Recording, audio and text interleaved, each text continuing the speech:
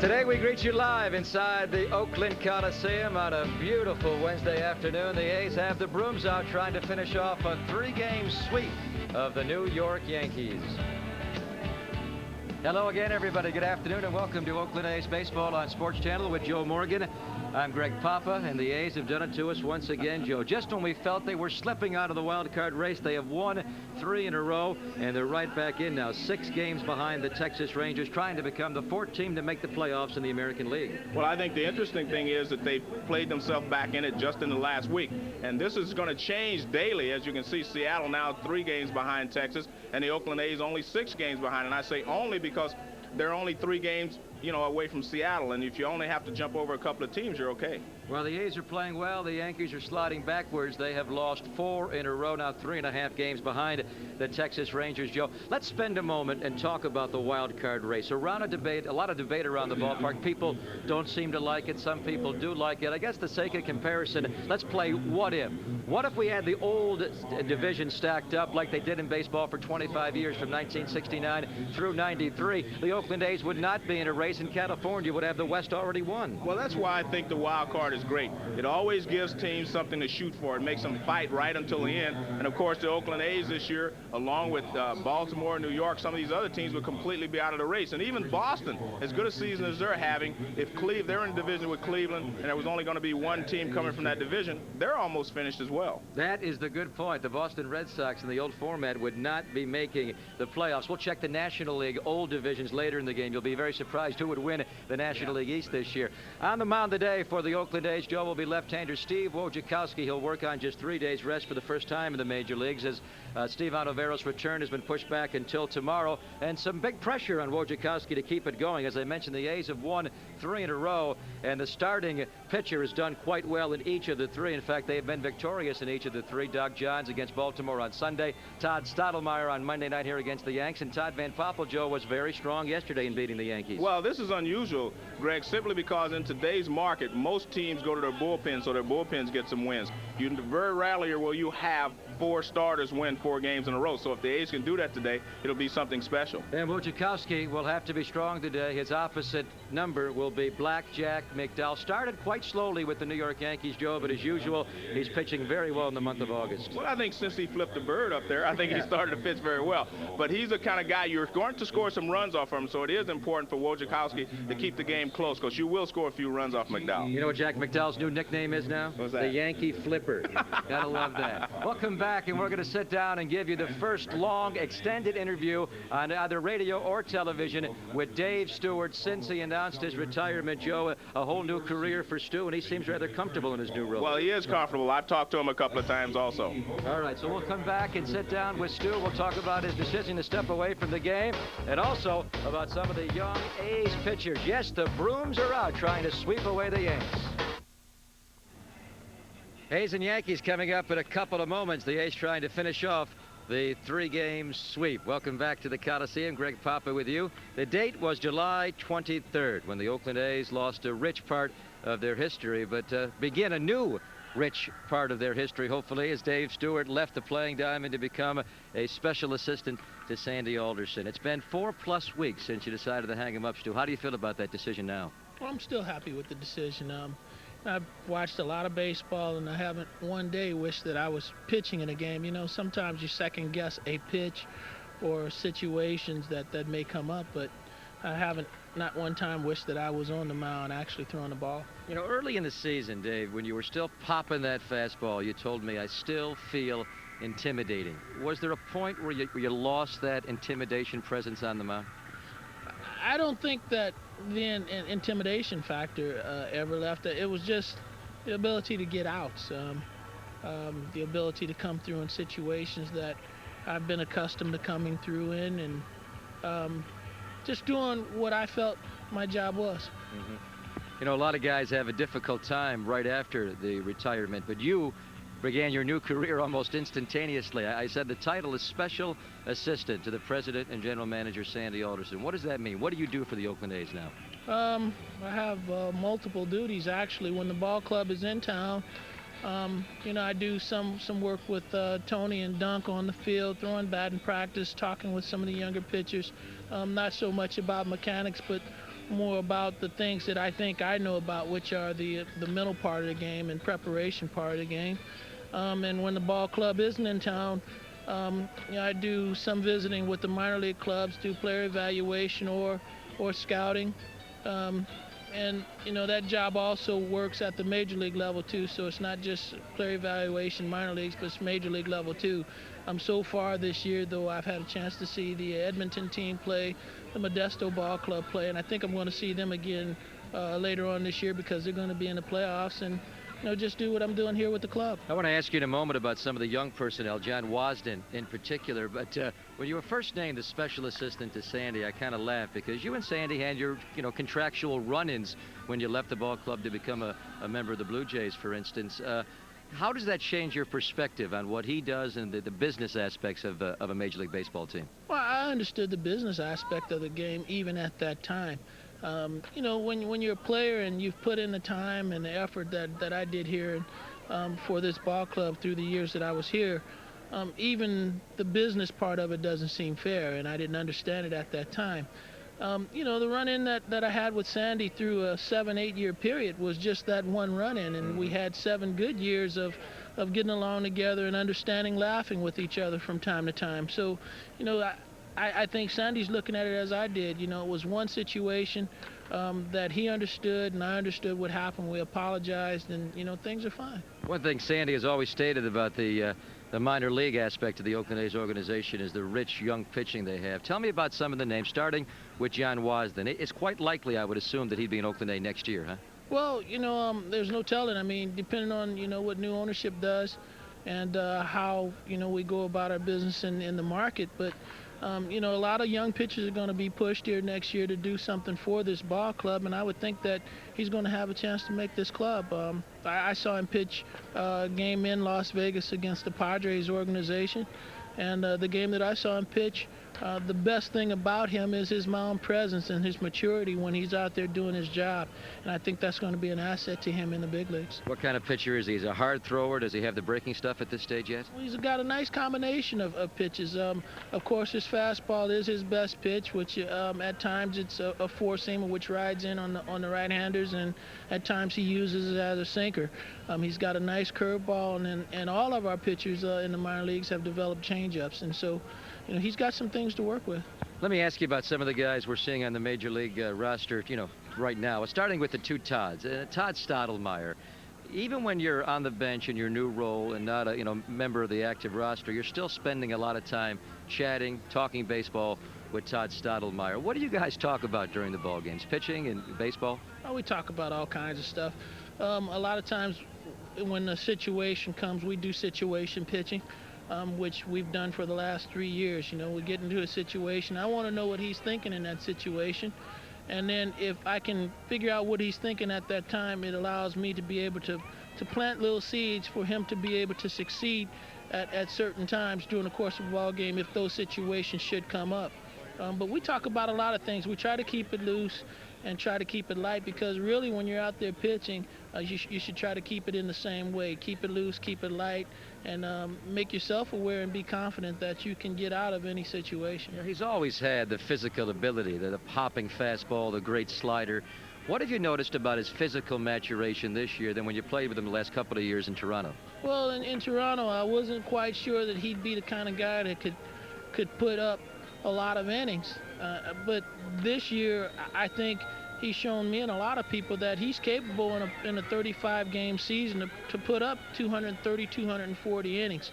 And that's going to be important for this ball club. They're going to need a guy that can go out there, put up 230-plus innings, complete some ball games, and win ball games, and I think he's going to be the guy to do that. Let's move on to Todd 2. Todd Van Poppel. Last 3 starts, ERA under 3. What has turned it around from the guy that was struggling so mightily in the spring? Well, I think that his work with Rick Honeycutt has done a lot for him. He's slowed himself down. He's allowed himself to mature at his own pace.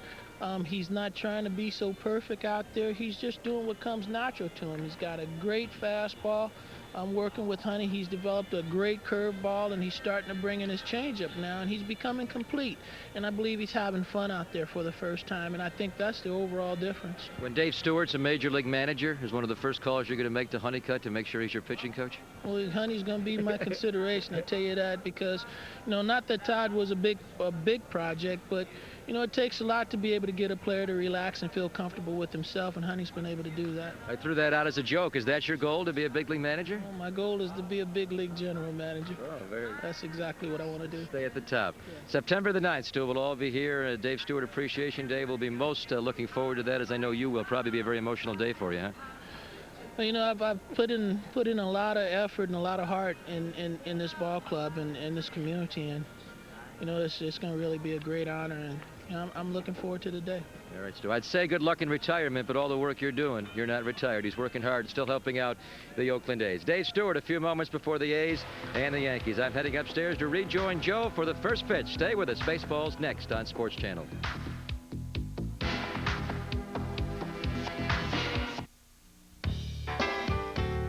Oakland Athletics Baseball on Sports Channel is brought to you by Southwest Airlines. Fly Southwest, the low-fare airline. By Aflac, insuring over 38 million people worldwide. By Super Lotto, over 770 millionaires so far. Who's next? By Lexus Luxury Automobiles, a new journey in the relentless pursuit of perfection. And by Bud Light. If you want great taste that won't fill you up and never let you down, make it a Bud Light.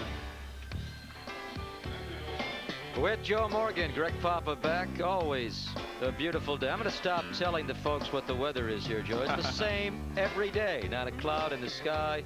Brilliant blue sky, sunshine, and we are set, and they are set for a little daytime baseball. And just kick back with us today and watch the A's and the New York Yankees.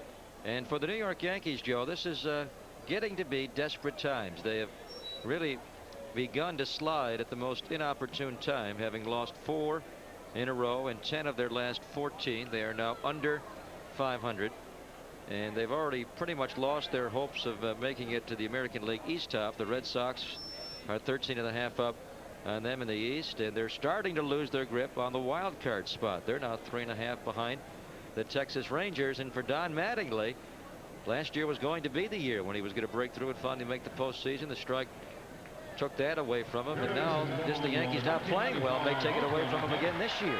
Well, they are struggling right now. I mean, the first game here was really kind of just a tough game. It showed exactly how they have been playing, and that, to me, the first game showed that they have lost a lot of their concentration in the last month. Left-hander Steve Wojciechowski will make the start for the A's today. The Yankees are 16-25 against Yankee pitching, and starting in June, Buck Showalter, he just benches all of his star left-handed swingers against lefty pitching, so they're light a lot of stars today. No Wade Boggs, no Darryl Strawberry, no Paul O'Neill, no Tony Fernandez. It goes Williams, Velarde, Leyritz, Sierra, Stanley. Mattingly is the only left-handed batter in the lineup today. Gerald Williams, the rookie Russ Davis at third, and Pat Kelly at second base, Joe. And let's take a look at the Oakland A's defensively. Geronimo Barroa in right, Herrera in center, Javier in left, Paquette at third, Bordick is the shortstop, Brent Gates again at second, Giambi at first base, Helfand behind the plate, and Wojciechowski on the mound for the Oakland A's. We get a look at Wojciechowski. He's kind of a stylish left-hander in that he doesn't have a lot of herky-jerky in his motion. He's just kind of smooth.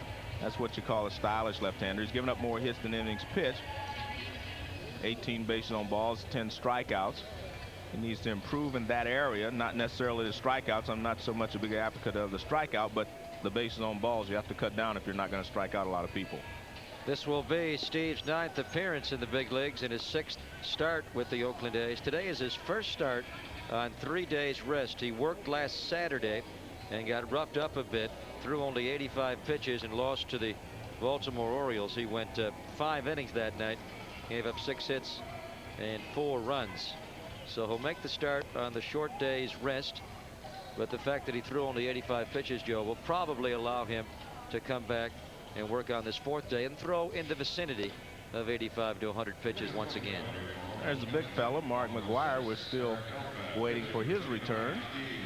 Even though the A's have scored more runs average per game than they were with his bat in the lineup, I think that'll just make them a much better team when he gets back. I even like those glasses he has. Well, he's a stylish right-hander, Yeah. you might say. Yeah. Huh? Larry Young is behind the plate this afternoon with Rich Garcia, one of the top umpires in the league, the crew chief, taking the middle of the diamond. So Bernie Williams will lead it off. Bernie is a switch hitter. Bernie was down in the batting order. Then when they dealt Polonia to the Atlanta Braves to make room for Strawberry, they moved him up to second, and now with Boggs out of the lineup against lefty pitching, Bernie Williams becomes the leadoff hitter, Joe, and he was a leadoff hitter a couple of years ago with the Yanks. I still think he fits better at the top of the order. I think his speed helps, and I don't believe that he's a power hitter, although he's, you know, he had 15 home runs this year. I still don't look at him as a power hitter. This is kind of an aberration for him. Last year he hit 12 home runs, and that tied a career high in the strike-shortened year. Inside pitch eats him up there, and Wojciechowski jumps ahead, no balls and 2 strikes. Very good fastball there, and see, when you throw a fastball by a hitter this early in the ball game, it alerts the other hitters on the bench. Say, hey, he's popping the fastball. You have to be ready for it, and that'll allow him to change speeds as he goes along.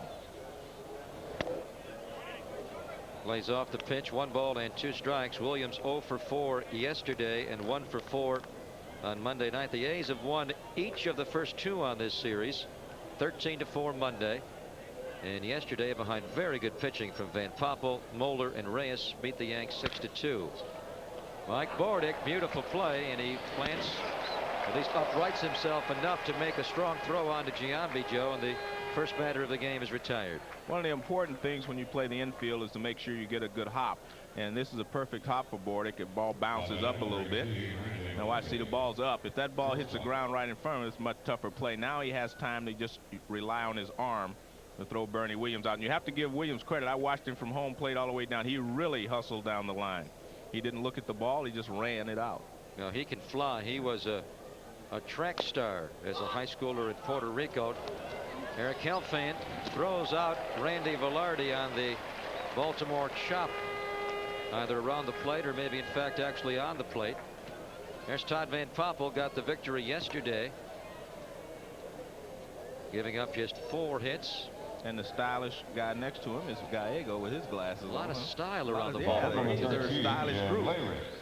Designated hitter. Gallego's not been able to play against the New York Yankees. Did make the start here the other night on Monday at second base, and Gates DH, but with Gates in the middle of a hitting streak, it's tough for Gallego to get the at-bats. Here's Jim Leyrich, Joe, and he's a guy who will play periodically. He'll get his at-bats a year, you know, 400 or so ABs. He has to move around a bit, catch a little bit in the infield and the outfield. He's a very good hitter. Yes. Good high ball hitter. But you mentioned that he has to play a lot of different positions in order to get his at-bats. He catches a little bit. You know, he's DHing today. He'll do a lot of different things just so he can get his at-bats. And that's the best position he has, is batter's box.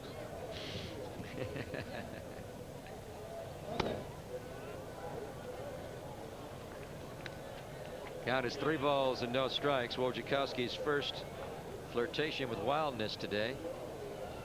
And a lot of people will wonder, why does a pitcher get the first 2 outs and then struggle?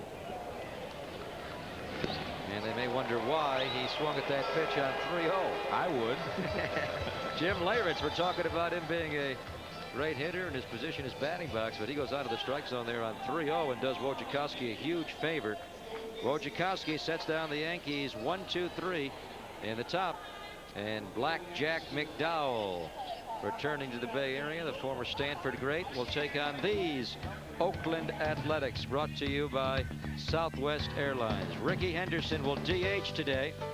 Jose Herrera will make the start in center. Brent Gates, 12-game hitting streak, will bat number 3. Geronimo Baroa, home runs in each of the first 2 games of this series.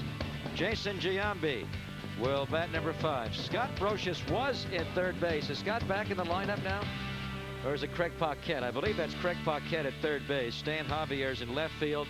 Mike Bordick at shortstop, and Eric Helfand. Brocious was in the original lineup, but he has a flu virus, and he's been pulled out. So delete Brocious and write Paquette in your lineup there, and he will be batting number 6, Joe. Well, let's take a look at the Yankees defensively, and Ruben Sierra will be in right. That's Bernie Williams in center, Gerald Williams in left, Russ Davis at third, Randy Velarde is the shortstop, Pat Kelly's at second base, Don Mattingly, Mike Stanley's behind the plate, and Black Jack McDowell is on the mound. And he's quite a character, but he's also quite a pitcher.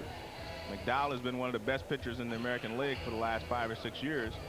And this 11-8 1-loss record really doesn't show that he's been pitching much better lately. He got off to a very slow start, but he's been pitching better. And on any given night or any given day, he can dominate the offense. There's Buck Showalter, the manager. Well, you know, Jack McDowell was a huge pickup for Buck Showalter. They got him on December the 14th away from the White Sox, and you know, most observers felt at the time they assumed Jimmy Key was going to come back healthy. That the addition of Black Jack McDowell to the Yankees that won 70 and lost 49 a year ago was just the finishing piece of a championship puzzle. McDowell won his first outing with the Yankees in late April, but then really struggled. He was winless over an 8-start stretch, the longest such stretch of his career without victory. But he's begun to pitch much better. He's been very strong in August, 3-1 with a 1.89 ERA. In fact, he was the American League Pitcher of the Week earlier this month.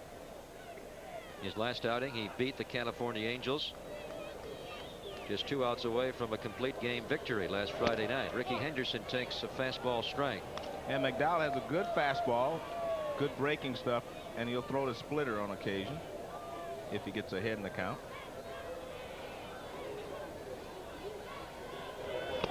And he was ahead in the count, so he throws one. Good pitch. And the reason that his is so effective, the harder you throw, the more effective your splitter is, because if you throw hard, the hitter has less time to try to read the spin on the ball.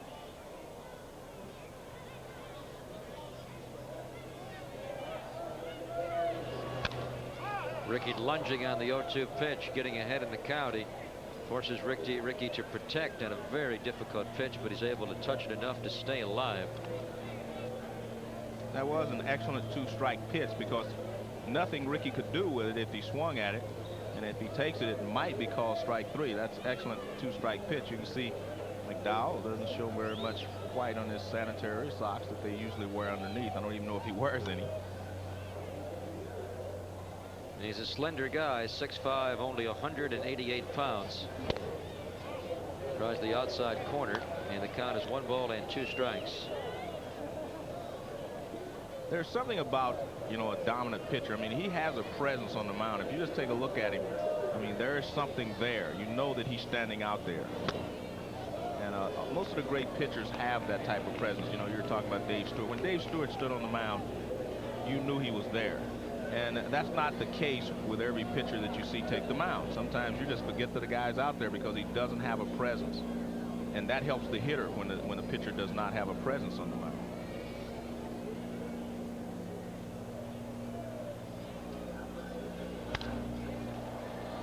Well, it's a fine line, Joe. You get presence, I think, from being successful. And if you're not successful, like Ariel Prieto has not been the last 5 starts, you start to lose that presence a bit. And Ariel, there's a strong possibility he may be going on the disabled list. We'll find out more. For certain, he's not going to pitch tomorrow. He's going to be skipped at least 1 time in the rotation. Ontiveros will make the start tomorrow against the Red Sox. Here's the 2-2, and Ricky fouls it back. And the reason I bring up Prieto, I was talking to Dave Stewart for a long time after our on-camera interview about Ariel Prieto, and he said, I've been calling Carlos Reyes over and trying to communicate to him the importance of presence. The thing about Stewart, Joe, you could never tell if he was ahead or behind or tied in a baseball game. He had that same death stare no matter what the results were. At Prieto, it's quite the opposite. I mean, you could look at the mound, never even look at the scoreboard and know what's going on. Ricky takes it to center. Bernie is out there, spending the week with Bernie. 1 away. Well, that's exactly right. Well, a pitcher with presence, though, Greg, Now batting number when he's standing on the mound, he feels like he can still get the next hitter out. Even if you're getting knocked around a little bit, he still feels like, hey, this guy's mine.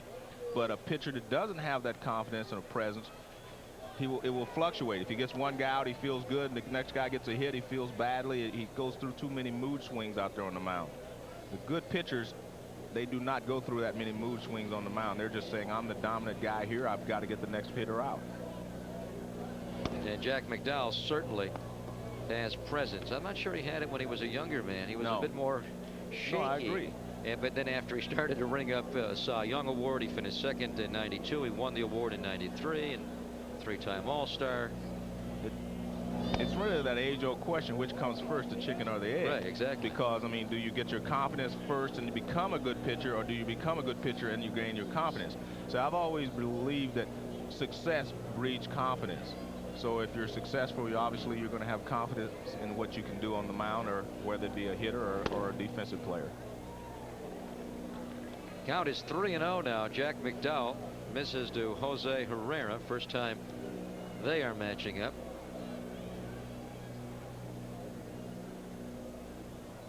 This is McDowell's second start this year against the Oakland A's. He was blasted at the stadium back in June. Gave up 3 homers in that ball game and 6 runs in 7 innings of work.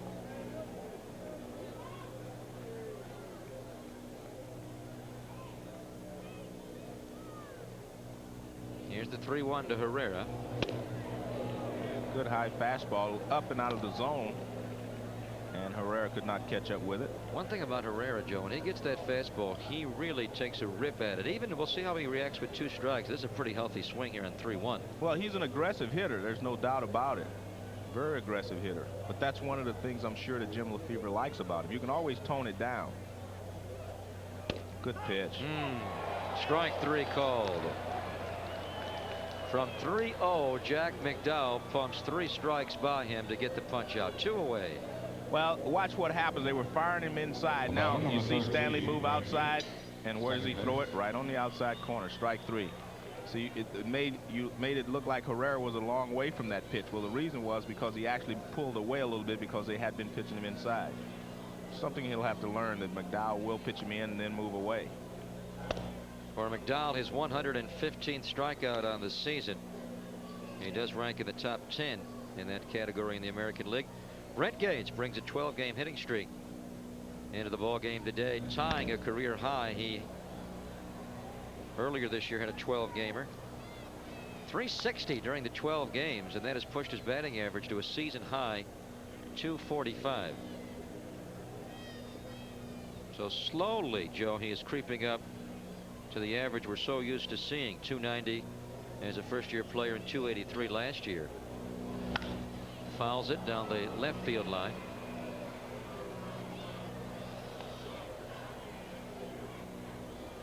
McDowell seems to have his good fastball today, and you can tell because Gates is hitting everything way foul down the left field line.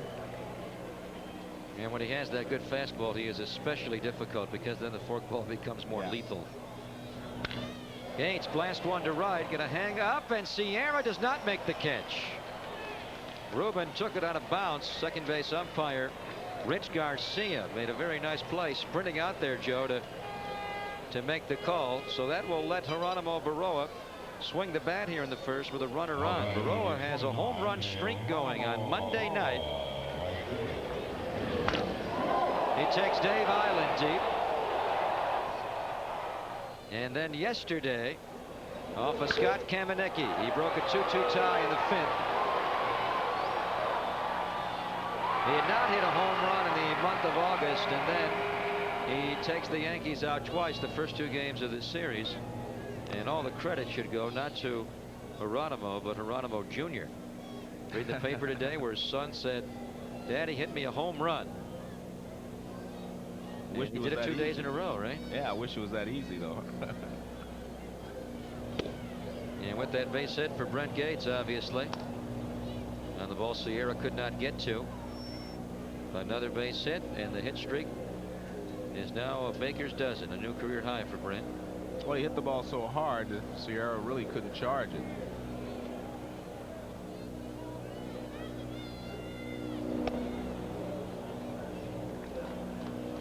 Well, this shows you the respect that McDowell has for Baroa. He has not challenged him as he did the other hitters in the lineup. He has not just gone right after him with the fastball. He's tried to get him to chase 2 forkballs. Now let's see what he does on 2-0.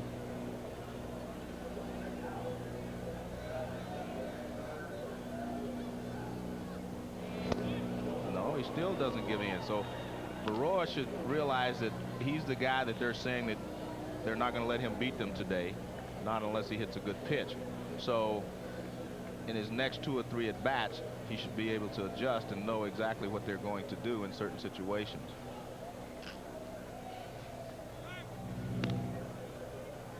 This should be a fastball, though. He's thrown him 3 straight splitters. And in the back of Baroa's mind, he has to almost look for a splitter, so he should come with a fastball.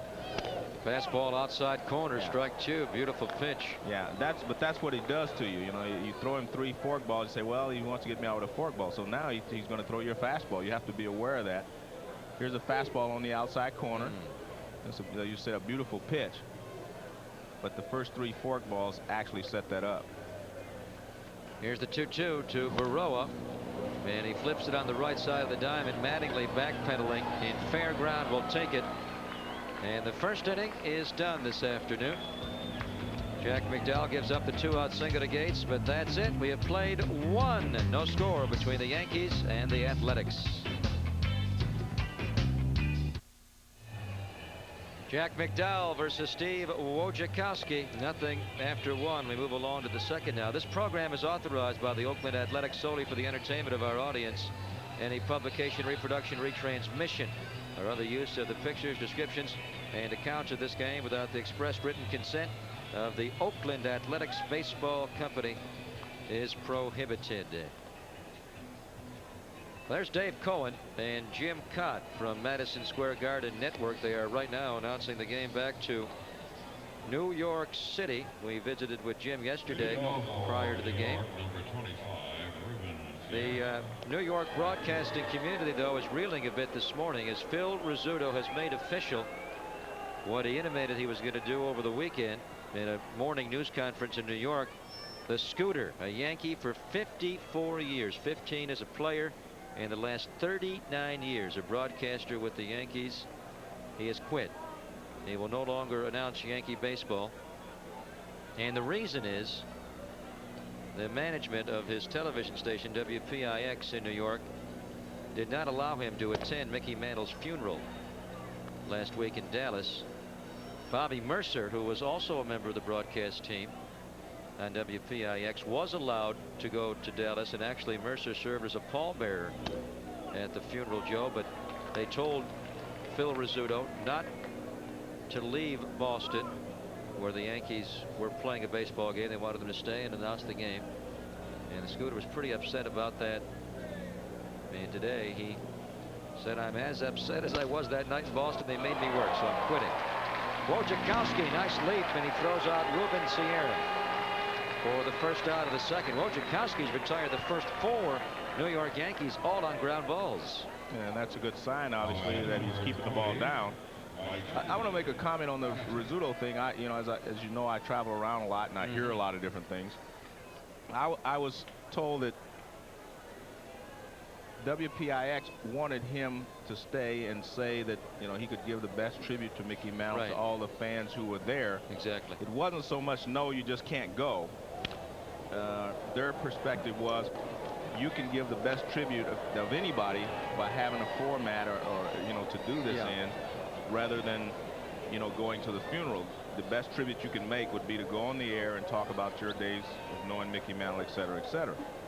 So I think it's one of those communication gaps, because I really hate to see that happen, especially a guy to quit in the middle of during the season when he has been such a big part of Yankee baseball for so long.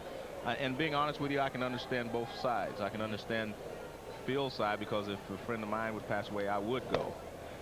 But I can understand the station side saying we have to have someone here that knows Mickey Mantle to be able to give something to the people who will watch on television. So it's a two-sided sword. But again, I feel that, you know, I understand Rizzuto's side. But it's difficult just to quit, I would think, after 39 years. Well, that's what's so difficult for Phil and why he was wrestling with it over the weekend. I think he's at the point where he's looking to either cut back quite a bit or, in fact, retire. I mean, the guy is in his late 70s now, and he's been around this game long enough. It's time he enjoyed other aspects of life. But to leave under this specter, you know, somewhat of a squabble and the whole Mantle thing is not the way he wanted to go out. But that's the way he feels.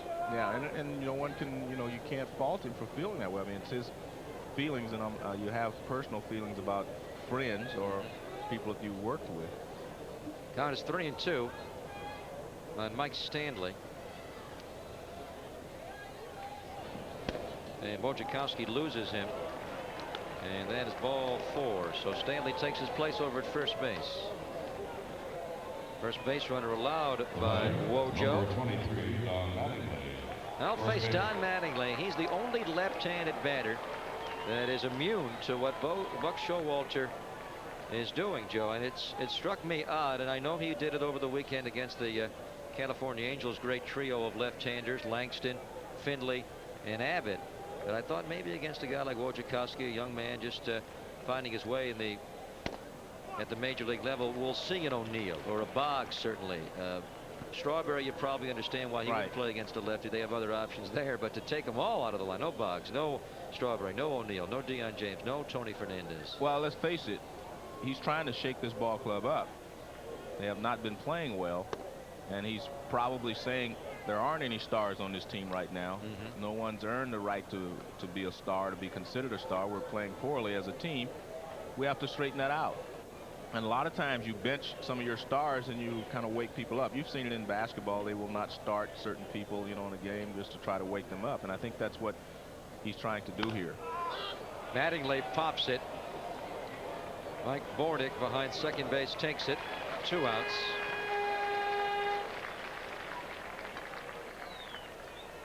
But it makes you wonder, Mattingly is in there as a left-hander, and he probably, not probably, he is the lowest of the group that you talked about as far as runs batted in and production is concerned, except for Strawberry, who's only been there a short time.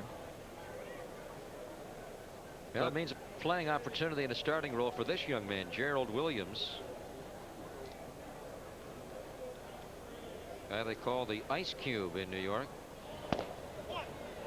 Takes a strike. Very aggressive hitter. He will go up and take his whacks, and thus he strikes out quite a bit more than the Yankees would like.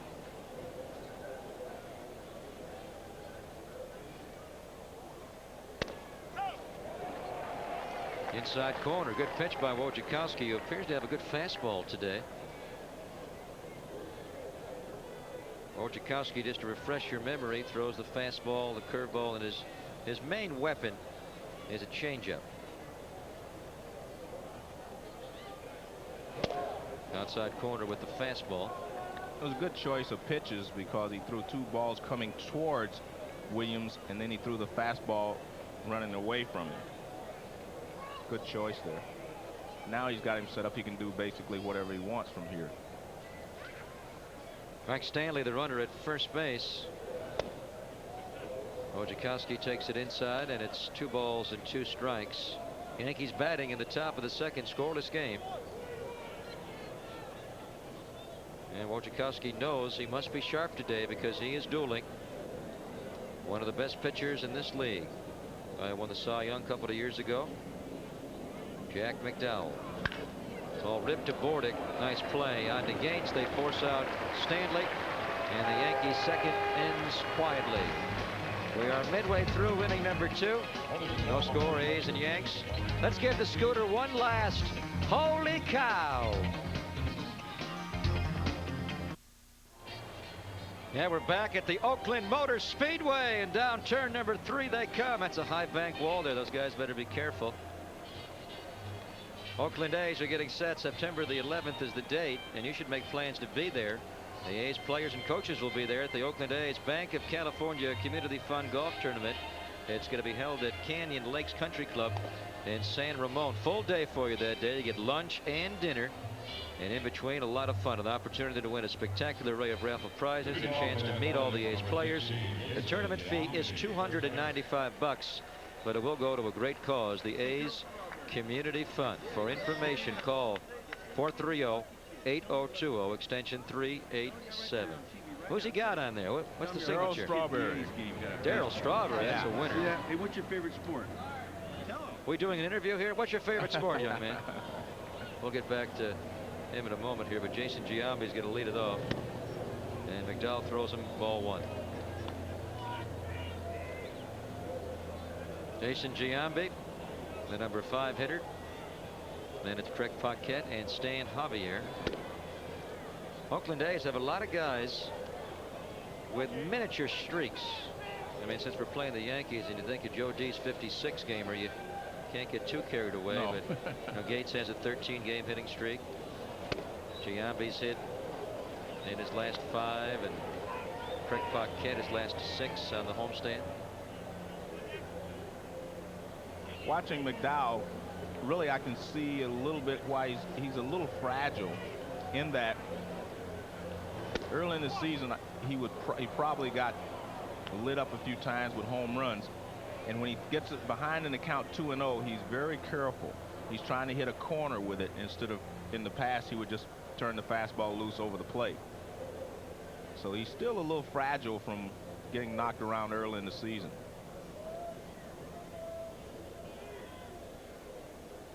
Ball's behind Giambi, Joe. The 3-1, he misses and winds up walking him, leading off the second.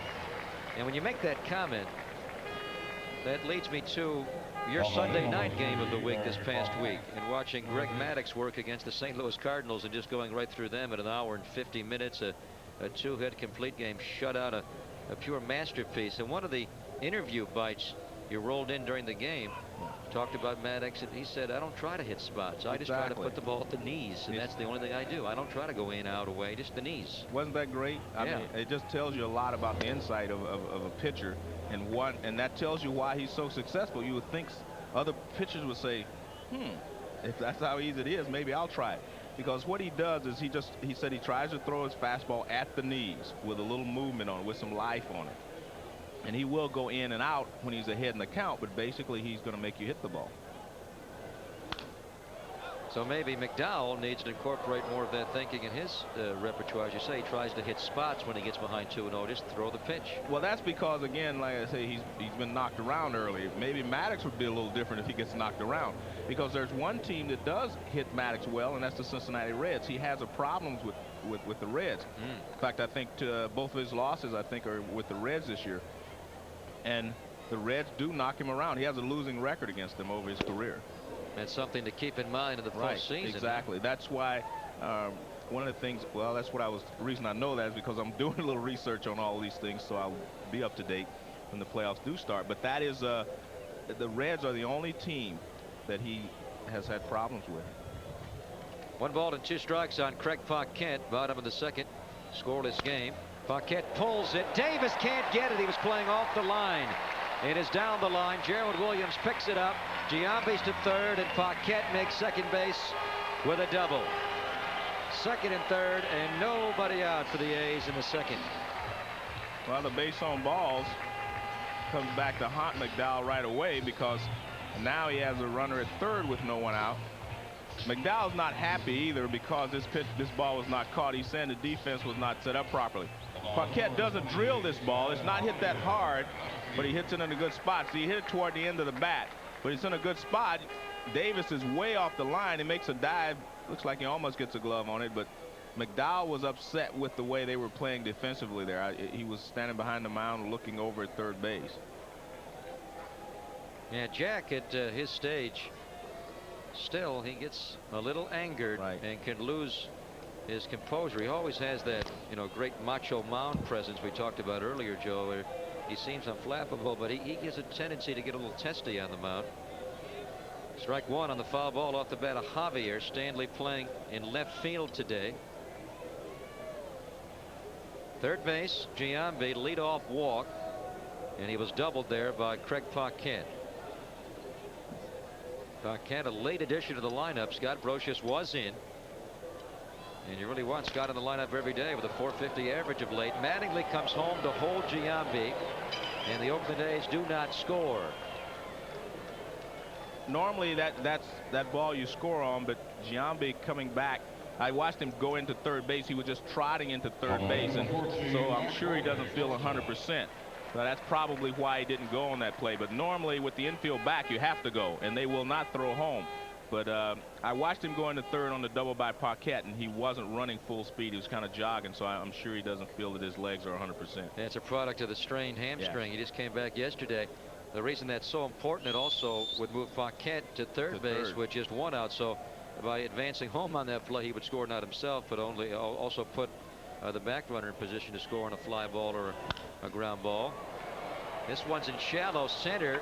Let's see what Giambi does here. Bernie Williams comes home, and the A's have 2 outs, and they have not scored yet. Yeah, he can't go on that one if he didn't go on the other one. Well, that is what Jack McDowell has done so successfully throughout his years in Chicago, Joe, when he was maybe the top right-hander in this league for a 2-year stretch, 92 and 93. He'd give up the hits, but when he needed to get the out and hold the runners, he would come through. Well, obviously in this situation he's done what he wanted to do, that is keep the first ball on the infield, and then the next one is a little shallow pop-up. Now he's gotten in a position where he can get out of this without getting hurt at all. So, but he's not out of it yet. Not at all. A couple of multi-hit games consecutively for Eric Helfand, and he's worn out the Yankees this year. 5 for 12 against the Yanks. All 3 of his RBIs against the New York Yankees, including one yesterday. Good pitchers make good pitches in crucial spots, and we've seen McDowell do that.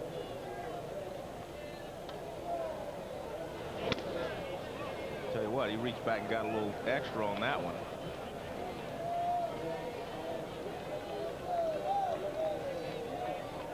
Did you ever get a chance to see Koufax pitch? No, never did. Never Tell did. you what, you really missed something. Yeah, now we've talked about it before. Yeah, And, you missed something. I can only imagine from all the reading I've done about him. Well, that pitch reminded me of Koufax. He had thrown him 2 mediocre pitches. He got 2-0, and then he added about 5 miles on his fastball. I mean, that's the way Koufax would pitch. He might get behind you, and all of a sudden you say, well, I got this fastball coming, I'll get it. Before you know it, it's 5 miles faster. It either hits you on the fist or it goes right by you. Here's the 3-0, Joe. Helfand takes a strike. Now, first base is open, but Ricky Henderson's on deck, and Helfand's the guy he wants to get out, despite Eric's success against the Yankees.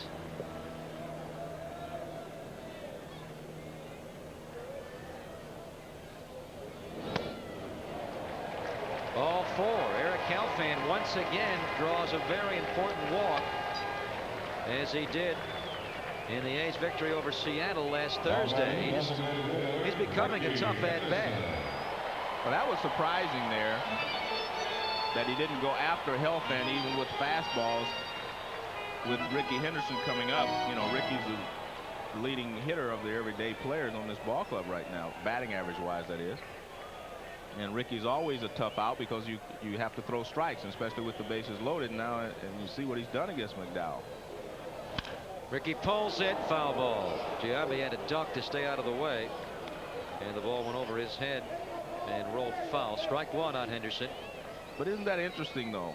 All right, Ricky Henderson has hit him well. Helfand probably hasn't played much against him. He goes right after Henderson with a fastball, who's a better hitter, and he didn't go after Helfand. And that's where you go back to that philosophy you're talking about with Greg Maddux. Helfand would have hit the ball someplace. Yeah, you really wonder. I mean, all the numbers say get Helfand out and don't go after Ricky. Career matchups. Ricky's doing great with a couple of guys out. He's been the A's most clutch hitter all season long.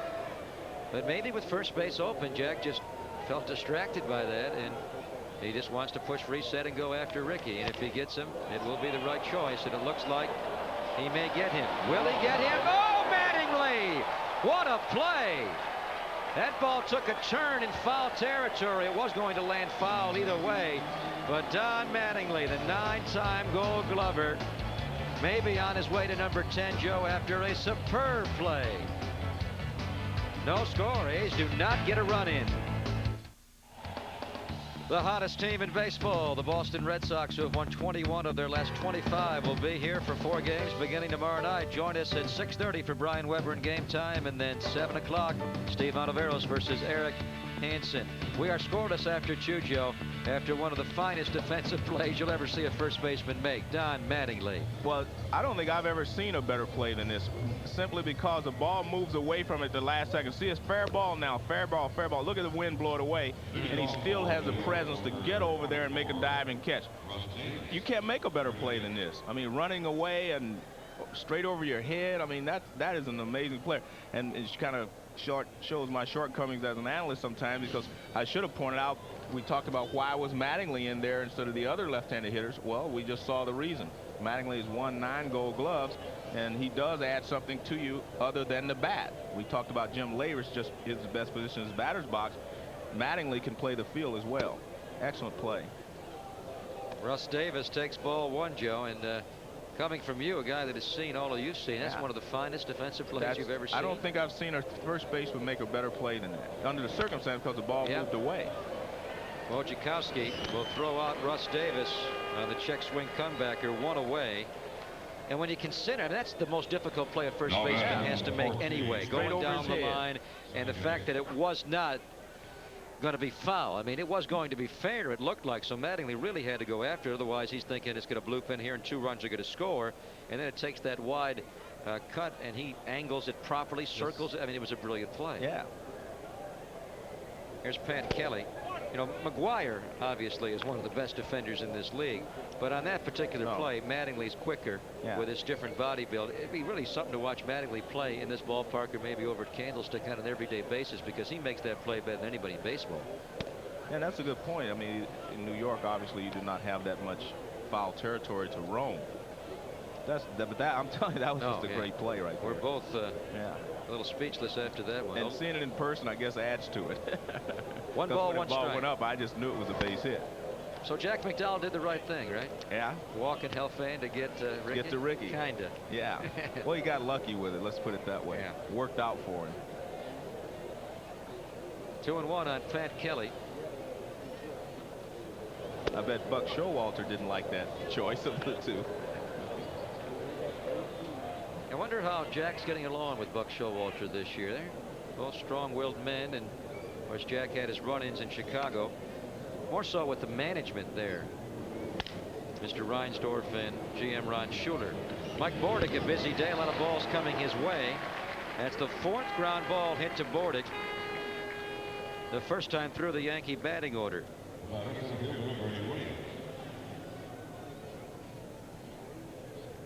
Been a tough year for the New York Yankees. They got off to a decent start on May the 12th. They were in first place in the American League East. They were 10-5.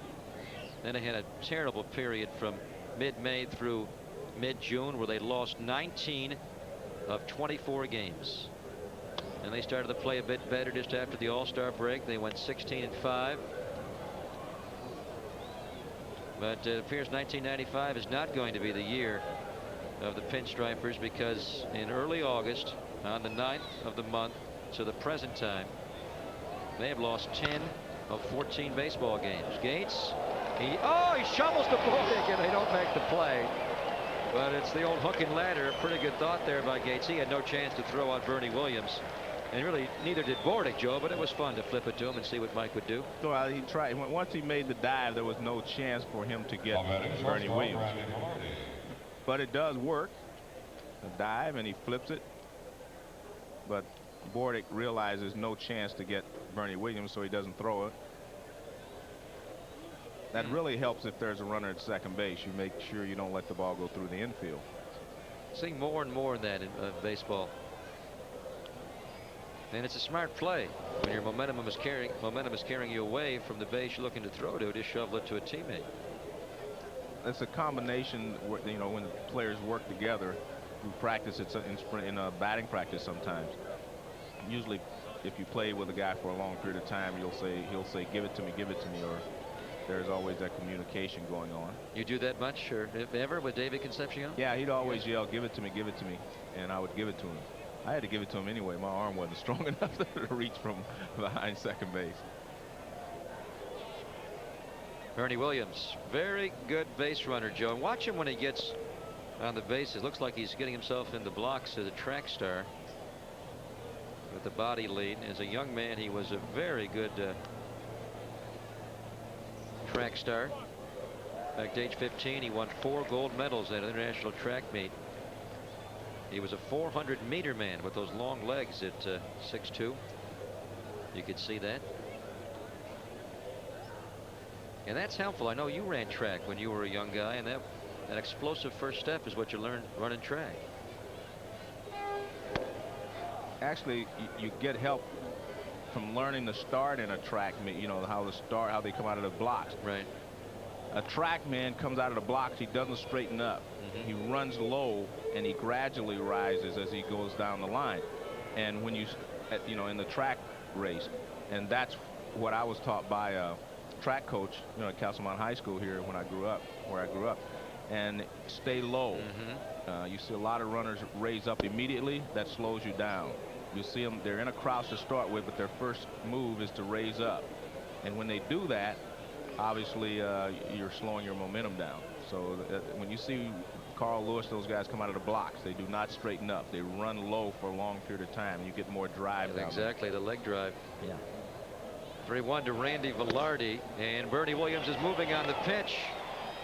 It is ball 4, and Helfand threw down anyway.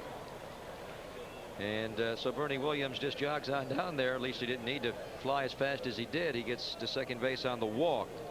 It was interesting. Rich Garcia just stood there and looked at both of them. Gates was looking for a call, and so was Williams. But Rich Garcia just looked at him. Ball 4, guys. But really, the onus is on the plate umpire, Larry Young, to communicate, you know, verbally that he doesn't need to throw down there. You run the risk of throwing that ball into center field. Yeah, but automatically, a catcher doesn't wait to hear the sound. He has to start. Sometimes he can stop, but he has to automatically come up throwing. That's the way they're taught. Here's Leyritz. That's why you've seen on occasion when a guy doesn't cover second base, ball goes through anyway. Because the catcher's job is to come up firing, so he comes up to throw the ball. And if you're right, if he doesn't hear it right away, he has to go ahead and let it go.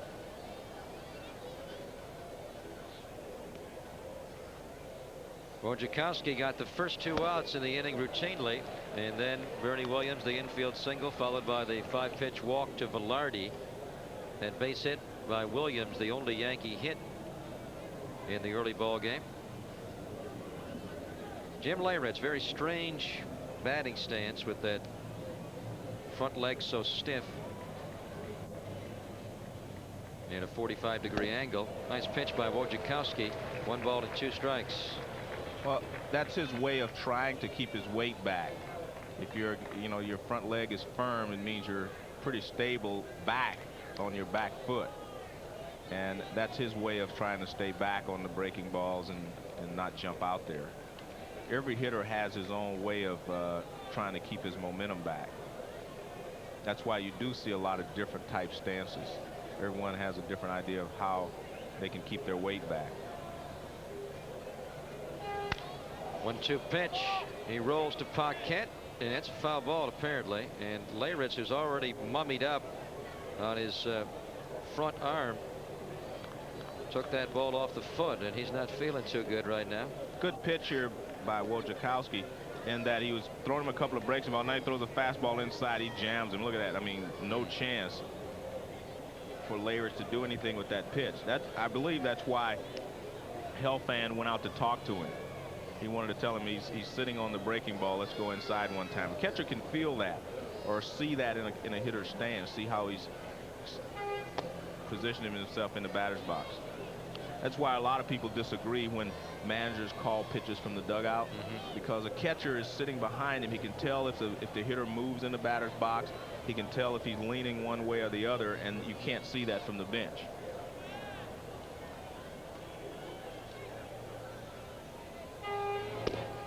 Leyritz giving him a tough at-bat. He takes it full, which will get these runners moving, and the lead runner, Bernie Williams, can fly off second base. Velarde will move off of first, and if Leyritz does get on base, Ruben Sierra will get a chance in this third. Scoreless game. That's ball 4. So Ruben Sierra will come up in a pivotal early game situation. Bases loaded, 2 outs. It was an interesting choice of pitches there. Divided. He had thrown him a couple of breaking balls to get ahead in the count. He went inside with a fastball, and that was a changeup.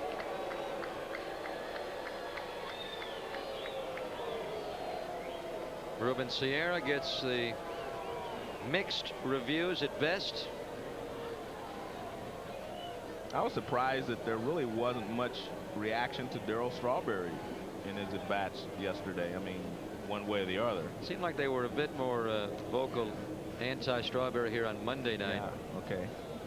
And yesterday they just wanted to watch some baseball. I was going to say, maybe the guys out on the afternoon were just a little more casual, you know. It's the sun. The sun is a way of melting you out. There is the straw man out of the lineup today against the lefty starter Wojciechowski. Yankees 16-25 against left-handers this year. Wojciechowski misses 1 ball and 1 strike to Ruben Sierra. Last time at bat, he made excellent pitches to Sierra, the sinker away, and that's what he's tried to do the first 2 pitches here. Keep the ball down and sink it away from Sierra.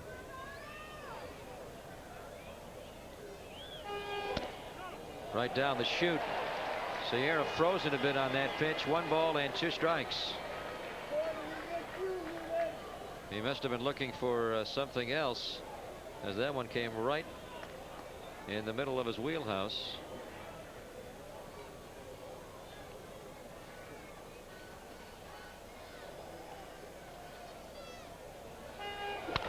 Sierra rips it foul.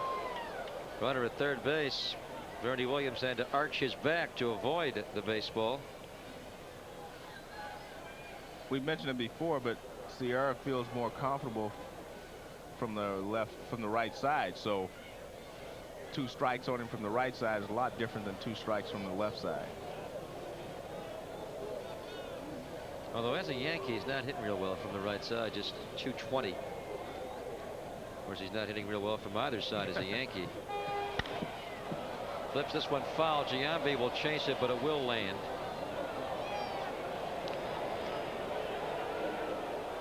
Now, see, that's unfortunate. The fans are booing Giambi a little bit because they do not know. They thought he just quit on the ball. They didn't think he gave it a good effort, but he couldn't get there anyway. Yeah, but because of his leg, he's trying to protect it a little bit. That's why it's difficult sometimes to play with an injury in professional sports. Well, Sierra played with a bad knee here, and that's what caused some of the problems with the fans. 1-2 pitch. Wojciechowski on the comebacker. Ruben Sierra, for the 2nd time today, hits one right back to Wojciechowski, but this time he does it with the bases loaded. The Yanks get nothing. We go to the bottom of the 3rd, still scoreless in Oakland. Life is tough for those folks out in the bleachers, huh? Lousy day for them. Get inside. Dennis Eckersley, if you're a fan of the X, you want to come down this weekend as the Oakland A's take on the Boston Red Sox. Saturday, 1:05 first pitch. You'll get this baseball commemorating Eckersley's 300th save. It's courtesy of Kellogg's. Get over to the A's Coliseum ticket window. All Bass Ticketmaster centers, or call Bass 510-762-BASS. See, get inside like this youngster. Smart guy. Must have a smart daddy. That is our director, Tommy Adz's young man, Alexander. What's he, about 5 years old now, Tommy? 6 years old. And his cousin gets in front to take all the airtime. Tommy's got his nieces and nephews watching the game from a luxury box. Must be nice. Who does he know? Jose Herrera has Bernie Williams sprinting, but he let that guy fly out there. He runs it down easily. 1 away in the Oakland 8th third. Herrera retired. Hope they're not having any adult beverages out there where they adds a family, but that doesn't mean you can't pick up a Bud Light. It's a big hit with fans everywhere because it won't fill you up and it never lets you down. Make it a Bud, make it a Bud Light, whatever you want today. We're easy. Jack McDowell to Brent Gates. Gates singled to right his last time up. to extend his hitting streak 13 games.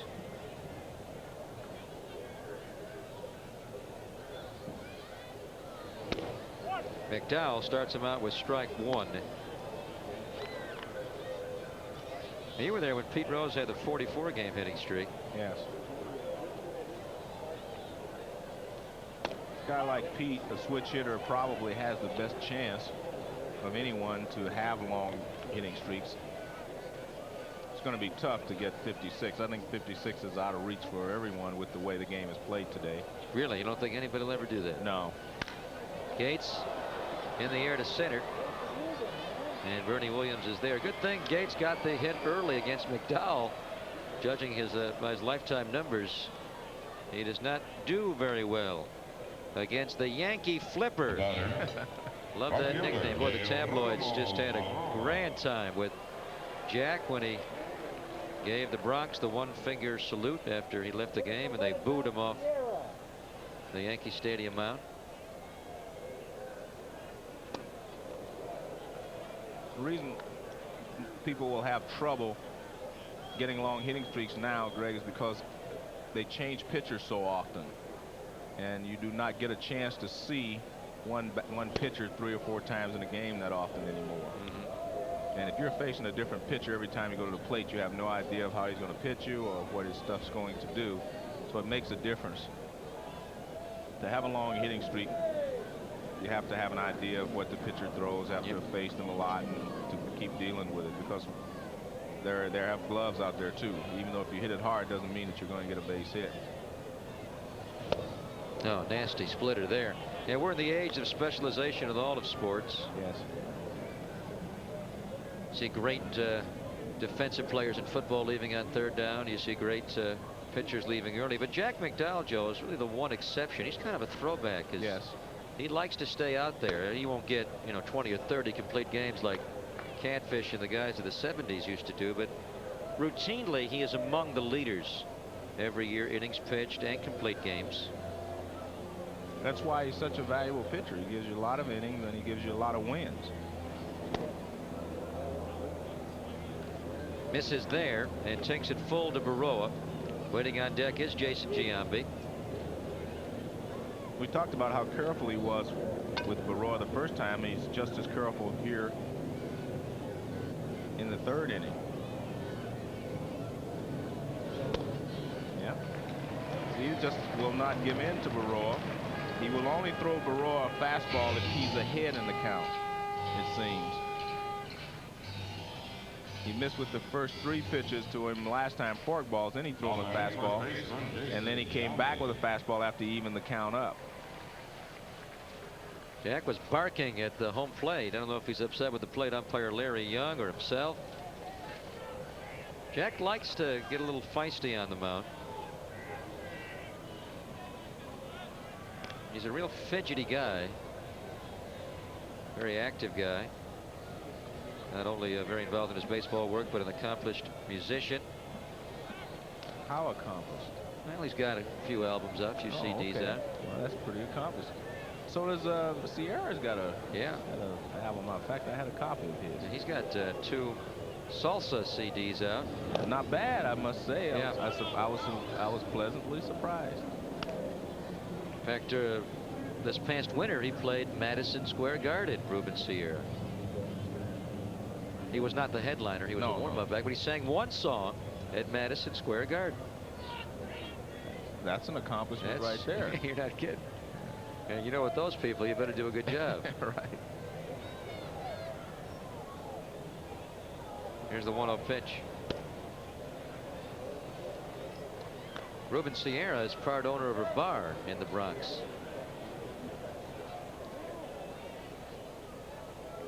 Well, he has a place to sing if he wants to. He's in charge of the entertainment. Got his 2-0 on Giambi. A little bit like Van Poppel yesterday, Joe, in the sense that once McDowell allows that first runner to reach base, he gets a little out of rhythm, and we've seen it now in this exchange with Giambi falling behind Jason 3-0. Giambi did walk his first appearance today. And he walks his second appearance.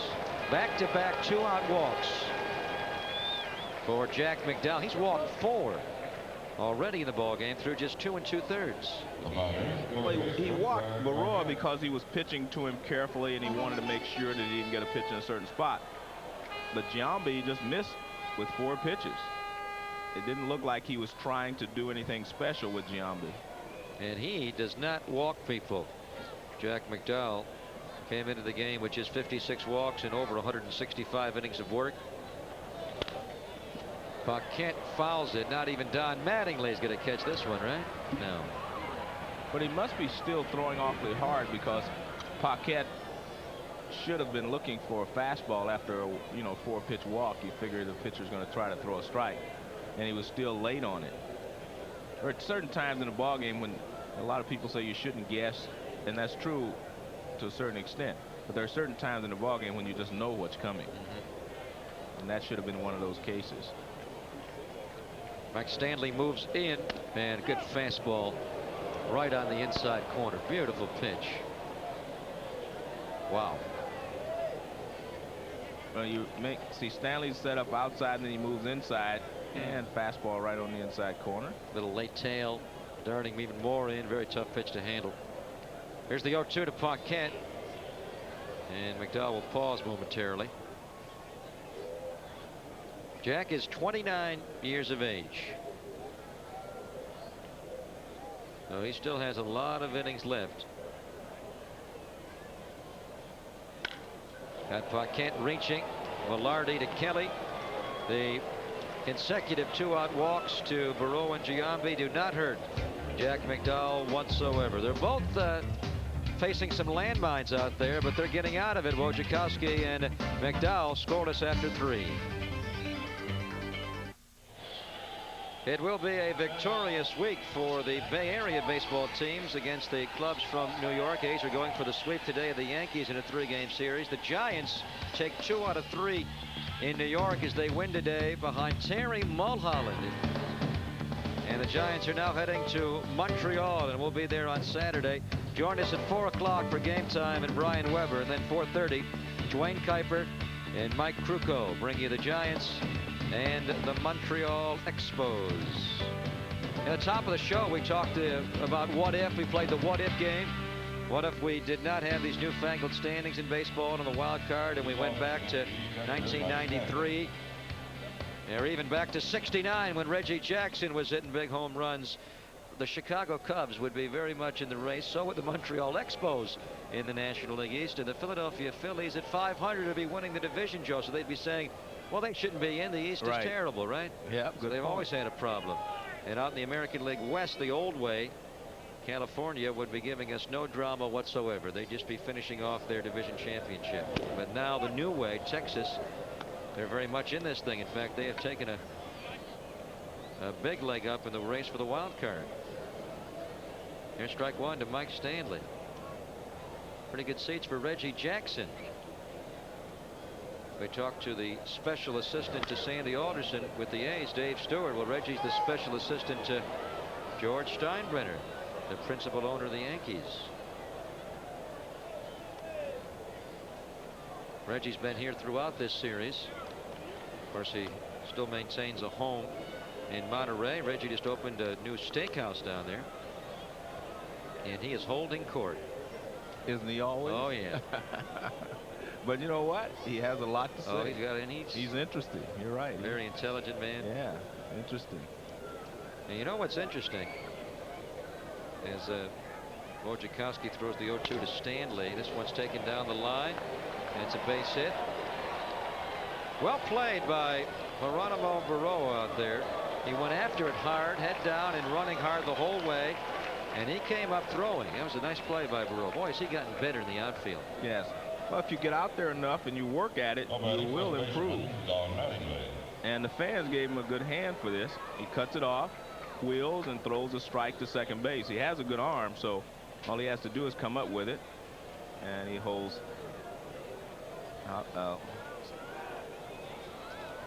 Stanley to a single. Only the Yankees' second hit of the day, Joe, and the first time they've gotten the leadoff guy in base. And see how Wojciechowski plays it here against Don Mattingly. We were talking yesterday about Buck Showalter, and you know the Yankees are a tremendous disappointment, and it would not be a surprise to anybody in New York if they made a managing change over the offseason. Mattingly stings this one. Herrera's racing back. That's going to stay in the ballpark, though. One step from the warning track. Jose Herrera flags it down, and Don Mattingly is a long out number 1 in the 4th. Now batting left fielder Gerald Williams. If he pulls that ball at all, it's a home run. But he hit it to the deepest part of the park. How about Gene Michaels' job and Reggie Jackson? You know, Reggie's, like Dave Stewart, would like to be a GM one day. And when they brought him in originally, the whisper was, well, Michael may be having you perform. Michael's been the Yankee GM the last 4 years, and you know, very well received. But if you don't win in New York, that is the bottom line. That is the bottom line. That's the bottom line everywhere, but it's really the bottom line there when you got a payroll of $50 million. Well, you get to the bottom quicker in New York. You're right. It's the bottom line everywhere, but you get there real quick in New York. The penthouse feels better, but the basement, whoa. Look out for the spiders and the rats. Nice pitch there. That's a good question. I mean, when you pose that about Reggie being a general manager, I mean, Reggie knows a lot about the game, and I'm sure he's learning a lot about the Yankees farm system. And Dave Stewart, as you mentioned in your broadcast, he's going down looking at some of the minor league players, and he's also evaluating major league players. So both of them are getting an opportunity to see if that's what they would like to do, or get an opportunity to see if that is a job they can handle. And you know, Reggie was here, let's not forget, before going to New York. He worked with us here on Sportschannel, and he was an A's coach for 1 season. Paquette bobbles it, and he has no play. That was going to be a tough play. Well, he was going to second base with it, and he tried to get rid of it too quickly. He made the catch, but it was going to be, he wanted to go to second base. Watch when the ball, he catches it, he's not going to first base. Now watch, he'll make the catch right here. He's going to second base. He looks at second base, and that's where he loses it. He wants to go to second base right there. His eyes went to second base before he had a good grasp of the ball.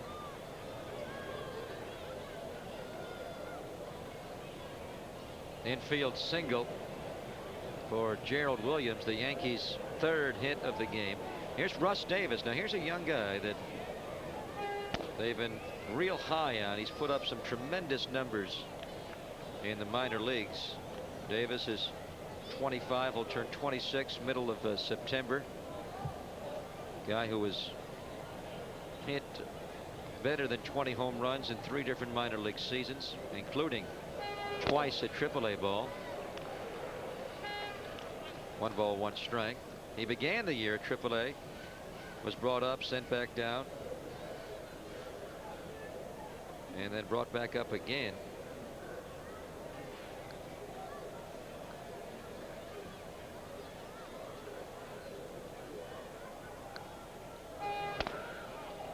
Wojciechowski misses inside. This is the 3rd and final year of Wade Boggs' original contract with the Yanks. He signed a 3-year, $11 million deal in the winter of '92. So Yankees are at a bit of a crossroads there with Davis, whether to let Boggs go and let him be their everyday guy, or to re-sign Boggs. 3-1. Wojciechowski, Joe, in another ticklish situation. Pitched out of a bases loaded jam last inning, getting Sierra in a comebacker. Now he's got a 1st and 2nd, 1-out situation. Stanley off a 2nd, Gerald Williams off a 1st, and a rough count against a power guy like Russ Davis. 3 balls and 1 strike. Did not come in, kept the fastball away as he's been doing all day, and that's ball 4.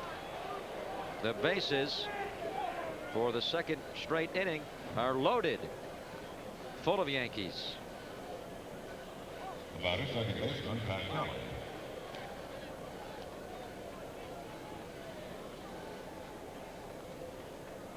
As you mentioned during his pregame warm-ups. Walks have been the problem. Yes. For Wojciechowski, 18 walks in 33 innings. He's also been touched up a bit for 42 hits, which is quite a few for 33 innings. There's a strike. Pat Kelly, as the call go against him from Larry Young.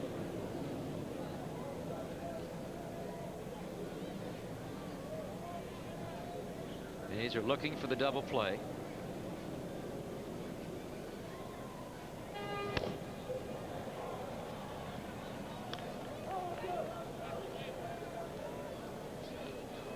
Pat Kelly, 375 with the bases loaded.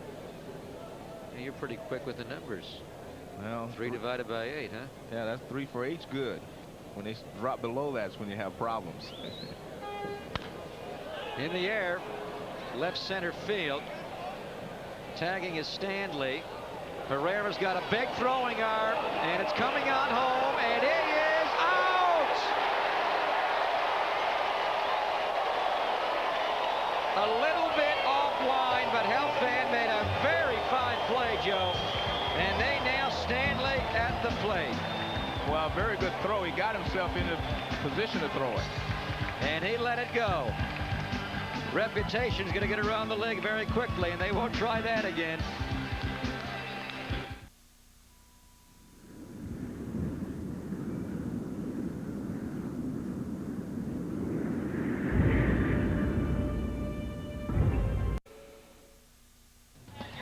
Well, it's coming up in just a couple of weeks, so be here on the 9th of September, Dave Stewart Appreciation Day. The first 10,000 pick up this cap, courtesy of Nabisco. And Mr. Morgan, we are all learning to appreciate the throwing arm of young number 44, Jose Herrera, throwing out Mike Stanley at the plate trying to tag. Well, he got himself in good position where all of his momentum was coming towards the plate. The throw is offline a little bit. Stanley slides to the inside.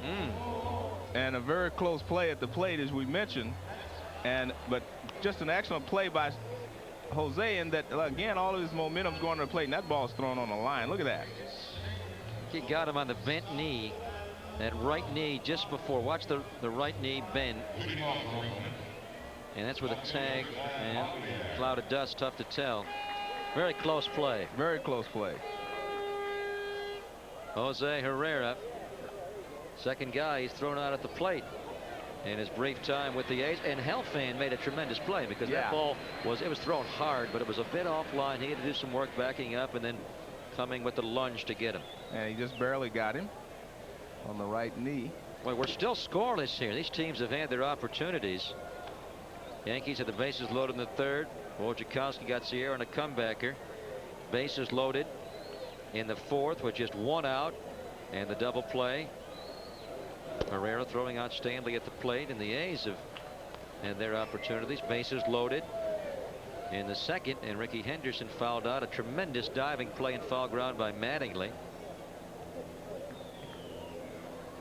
Now Wojciechowski and McDowell have given the opportunities, kind of like that prevent defense. They're bending, but they're not breaking. 2-1 on Javier. Don't start me on that. You're getting ready for football? Yeah, but don't have me an analyst on that. You don't like you don't like prevent football. Prevent. Yeah, the circus is in town. We don't like the circus. We don't mean just the Yankees are here. The real circus, Barnum and Bailey over at the Coliseum. The Yankees are the Bronx Zoo. They're a zoo. Traveling circus. Here's the 2-1 to Javier. Strike. Good fastball. There are times, if you're at home and you watch, you say, why would a guy take a pitch right down the middle like that? Well, what happens is that fastball gets there just a little quicker than you anticipated. Every once in a while, a pitcher, he doesn't throw the exact same speed every pitch. Every once in a while, that ball will have a little extra hop on it. And it gets there before you're ready, so you can't pull the trigger. Count is full now to Javier. McDowell, very unlike Blackjack, has been wild today. He's walked 4 already in his first 3 innings of work. And there's number 5. And that one was not close. It almost seems, Joe, like he doesn't bear down and his concentration wavers until he really needs to get the out. Well, he's a little bit like Mark Fittress there too, talking to himself. But you're right. It seems like when he gets in trouble, his concentration level goes up a couple of notches. Mike Bordick flying to center.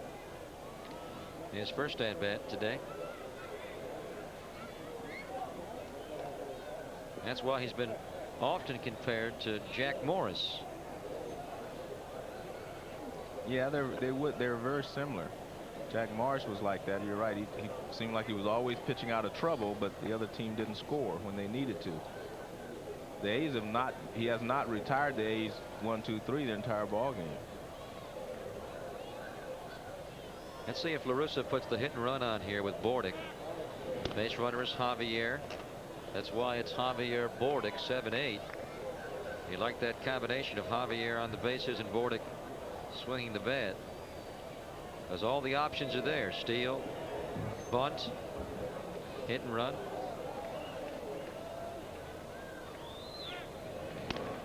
And Jack, of course, thinks that that's something that's going on. And Javier asked to see the sign again. He steps out and asks Reynolds to go through the sign again. Signs he wants to make sure he's got the proper sign. Javier's going. Stanley's throw. And not in time. The ball ricochets away from Velarde, but not far enough for further advancement. Stolen base number 22 for Stan Javier. And that was a straight steal. Obviously, no attempt to swing there by Bordick. But watch, he takes the pitch all the way, and it gives Javier a chance to get to second base. Buck Showalter's out of the Yankee dugout. Stanley was talking to the plate umpire. Are they wondering about interference of some kind? No, they're wondering about the pitch. Yeah, they called the pitch a ball. Yeah, they want to know why that pitch was not a strike. It looked like it was right down the middle. But you're not allowed to argue balls and strikes. Well, he's not arguing. He's asking. Well, let's take a look here. See where the pitch is. Well, there's definitely not any interference there. There's nothing at all there. And actually, the ball was high. And look, when I saw it live, it looked high. Yeah, when I saw it, debate that it was high. Yeah, when I saw it live, I actually thought it was a strike. But then when you look at it again, it appeared to be high. I don't know what they're talking about then.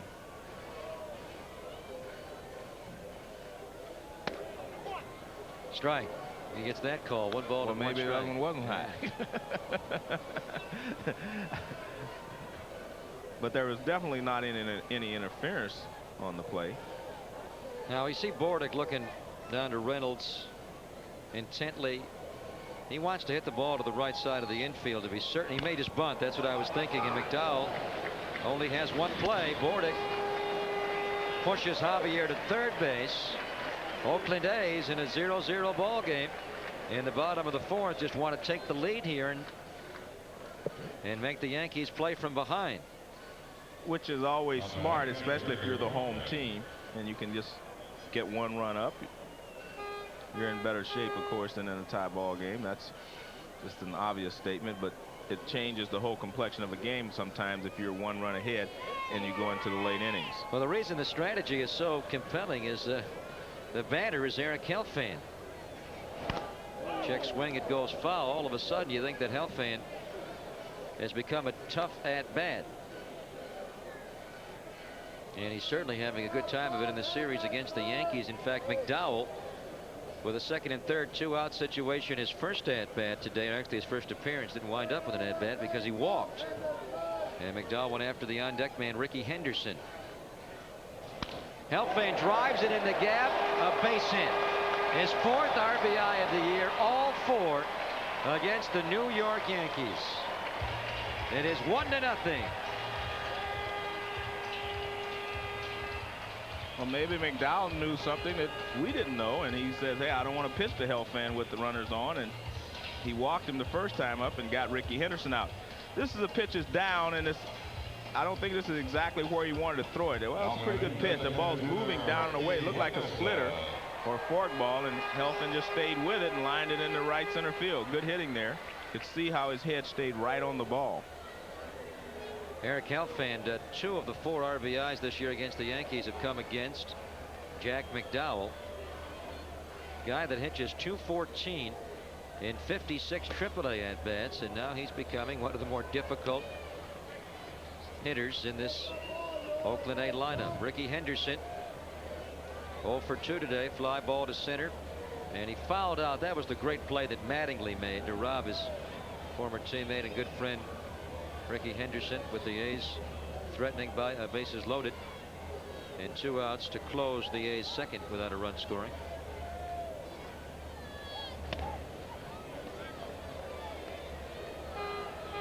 McDowell once again begins to swarm with a runner at first base, but the fastball he misses up. 2-0.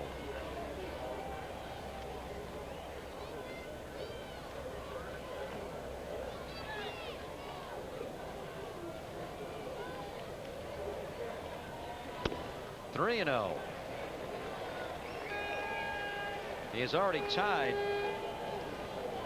his previous high this year for walks with 5. And we're only in the 4th inning. And that's good news in a couple regards. Obviously, it gets guys on base for the Oakland A's.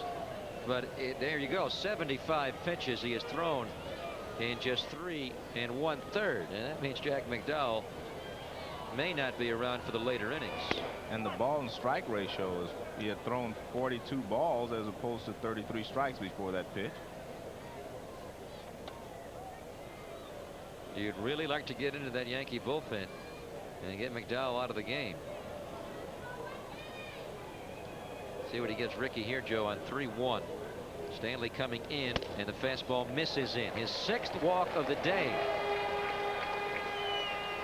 This is real bad news for the New York Yankees and Buck Showalter, who needed a good outing from Jack McDowell today. He has been one of the best pitchers in the league in the month of August.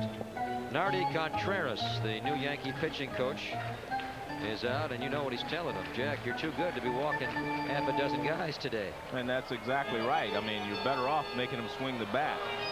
All 6 of those guys he walked would not have gotten a base hit. That's the point. Nardi Contreras taking over for Billy Connors. The Yankees don't fire a manager in the summer. They get the pitching coach. They did the same thing in Boston, too, didn't they? Yes, they did. Al Nippers, the new Red Sox pitching coach, and he's getting a lot of credit for the recharging of the rocket. Clemens won last night. Jose Herrera jumps on the first one here down the line. Mattingly backpedaling. It's Kelly, though, that makes the play. Tagging and then bluffing at second base is Eric Helfand. 2 away in the A's 4th.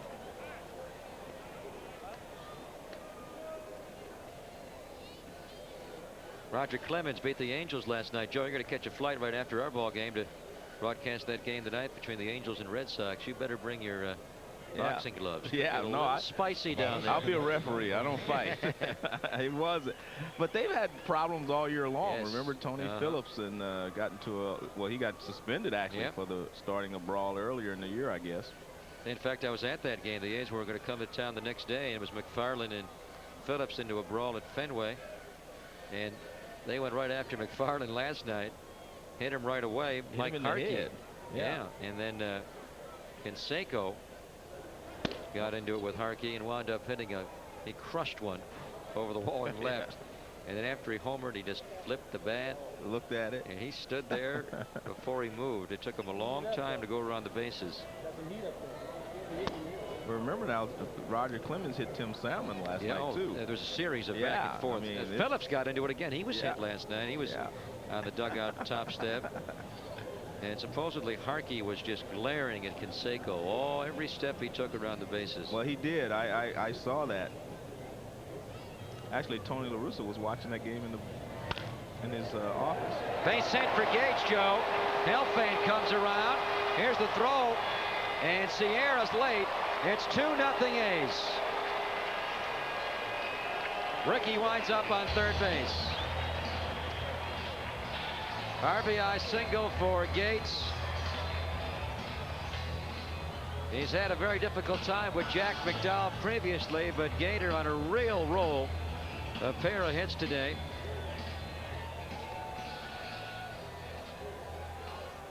Well, Jack gives him a fastball. You see that the setup was down and in. He gave it to him a little bit about up and in. Base hit, and there you see Helfand comes around and scores easily. Ricky Henderson over to third, 2-0 A's. He's getting a couple of runs here in the fourth against McDowell. Finally breaking through. Here's Baroa now. Nice pitch by McDowell with the splitter. Baroa's popped out and walked this afternoon. Someone has decided they will not give Baroa a fastball to hit the first pitch because he swings at a lot of first pitch fastballs. And today, every time he's been at the plate, the first two pitches have been forkballs or split fingers, whichever you want to call them. Gates is moving, Joe, and Baroa fouls it. Brent Gates was running on the 0-1 pitch. And that was another one, another split finger or forkball, whichever. Again. Well, maybe they watched the tape of the game yesterday in our broadcast. Remember, after he hit the home run yesterday, his 18th, we put up the graphic that he has hit 7 first pitch home runs this year, 7 of the 18. So they may be aware, much like McGuire. McGuire really just devours first pitches. Don't give in to Baroa with that fastball, whether it's the first pitch, the second, the third, the fourth. Let's see what they do on 0-2. Looks to third, bluffs to first. Fans always boo that. In order to get into the stadium, I think you have to agree you'll boo if they try that play. You don't like that play? No, because the rules say you're not supposed to deceive the runner, and if that's not deceiving the runner, I don't know what it is. What are you trying to do? I don't know. I don't exactly know what you're trying to do if that's not what you're doing. Baroa fouls it. See, because what that does, how can the runner at first base take off and steal? You can't go when you raise your leg. I mean, and that's the point, and that's why they do it. And I don't really understand how you can do that. It's a special rule because he can't turn and fake the second base unless he steps off, of course, the rubber, but he doesn't step off in this case. There's the high fastball, and Baroa fouls that. You know, it seems like they got the whole balk rule screwed up because they call it very often when there's no deception involved, and very little. I mean, just innocuous, inane things happen, and there was a balk. Moved the guy to second base because he moved his pinky. But then they do something like that, and they choose to ignore it. So they're not interpreting the rule book. No, that's definitely a deception involved there. 1 ball and 2 strikes on Baroa. Oakland A's with a 2-0 lead, batting in the bottom of the 4th, getting both runs in this inning. RBI singles from Eric Helfand and Brent Gates.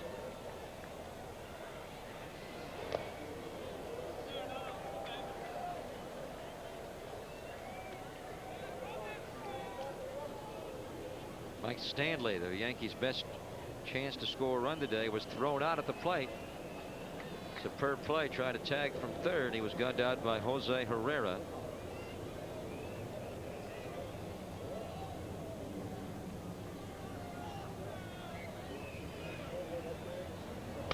Baroa right to Russ Davis. The line shot, but it goes as the third out of the inning.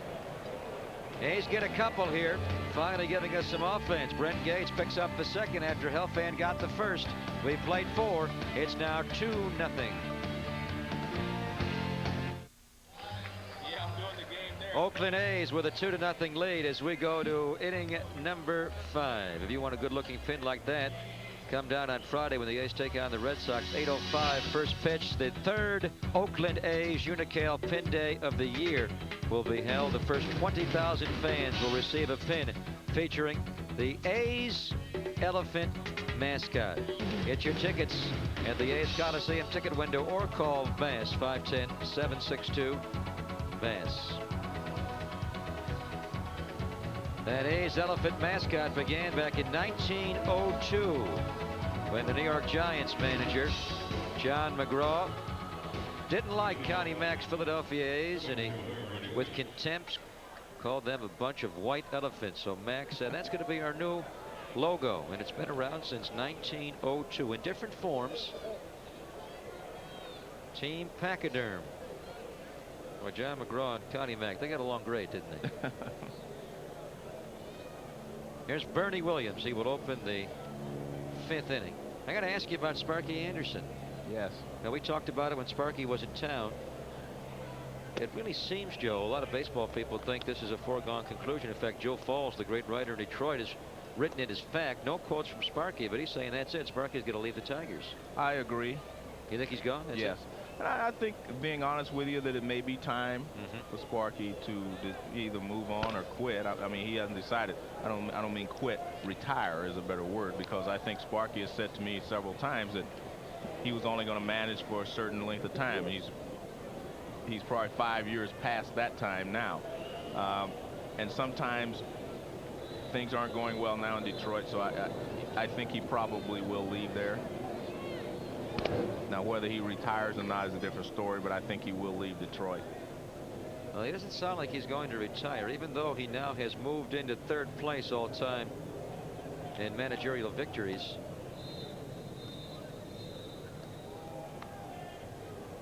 And one option appears to be Cincinnati for Sparky, and that is really intriguing. I mean, they may win the World Series this year. They're one of the best teams in baseball. And they've already decided to move Davey Johnson out. He's not going to be their manager next year. Wojciechowski with a beautiful pitch. Looked like a curveball there to get Bernie Williams for the first out of the 5th. That's his first strikeout of the day. Now we take a look at the pitch. You can see that Helfand put his glove on the ground. That means make sure you get this ball down. He still didn't get it quite as low as Helfand wanted, but he kept it down in the strike zone.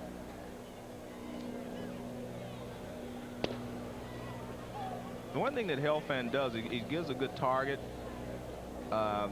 Watch how he decides. Once he decides where the pitch is going to go, it's kind of like right there. See, and it doesn't move. Velarde stings it over the head of Javier and off the wall. Velarde will stop at second base with a 1-out double. Randy Velarde, he too can swing the bat, much like the batter now, Jim Leyrich. They have to fight hard for at-bats and playing time, but when they get their chance, Joe, they can sting it. Well, I tell you what, they just call for the pitch in the wrong spot, because watch Wojciechowski. He hits the target. Look at the target. Now watch where this ball is. It's going to hit the target. So bad scouting report. Because he drilled that ball right up the gap. Guy they call Bronco in the Yankee clubhouse, Randy Velarde, plays with reckless abandon. Throws his body all over the place. Pitch is fouled off. Jim Leyrich, they call him Elvis in the Yankee clubhouse. You were talking about style. This guy apparently is the style master of the Yankees. Well, he used to wear he had sunglasses he wore a few times when he hit. Yeah. And he wears cowboy boots and a big 10-gallon cowboy hat when he travels with the Yanks.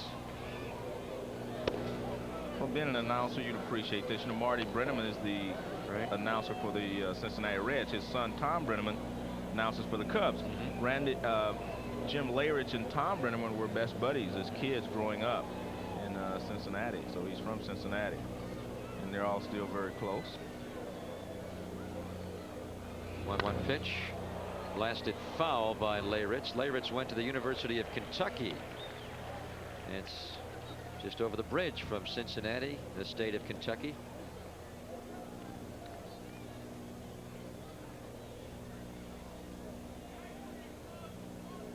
Leyrich is the guy earlier this year that Randy Johnson hit, and hit him right in the head with a 3-0 fastball. And I had a chance to watch that ball game, Joe.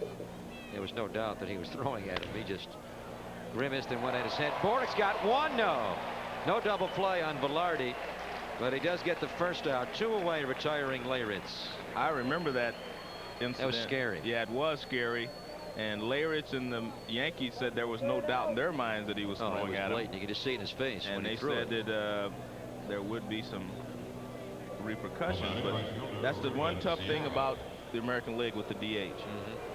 you can't get the guy who starts it all. The pitcher can throw at you and you can't really get to him. Someone else may pay the price, but the pitcher never pays the price. In the National League, if a pitcher hits someone, he at least has to go to the plate and he can be drilled in return.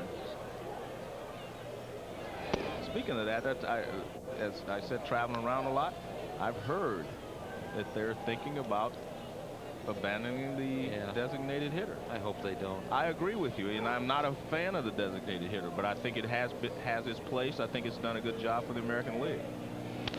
Sierra fouls at 1 ball and 1 strike. I would not like to see the National League adopt it, but I would not like to see the American League abandon it. So that's kind of contradictory, of course, but that's the way I feel about it. I think there are 2 distinct leagues. There are 2 different leagues, and it's okay. And Ricky Henderson may not be playing today because if he, not for the DH, because he may have taken a day off today. Strike 2. One of the complaints I've heard, though, is that the DH is no longer used to prolong careers of great players. The stars. Remember in the beginning of the Willie Hardens of the world, they were the DHs. Sure. Because even a guy like Cecil Fielder, he doesn't DH often. So they're saying that the people who are DHing now are not the ones that they intended to keep into the game. No, it's younger guys that can't play any defense. Right. So Bob Hamlin and so that's what that is the only complaint that I've heard that is valid, so to speak. That it was the purpose was to keep the great stars around a year or 2 longer, but that doesn't happen anymore, at least, and it's not going to happen anyway now because of economics. Here's the 2-2 pitch to Sierra.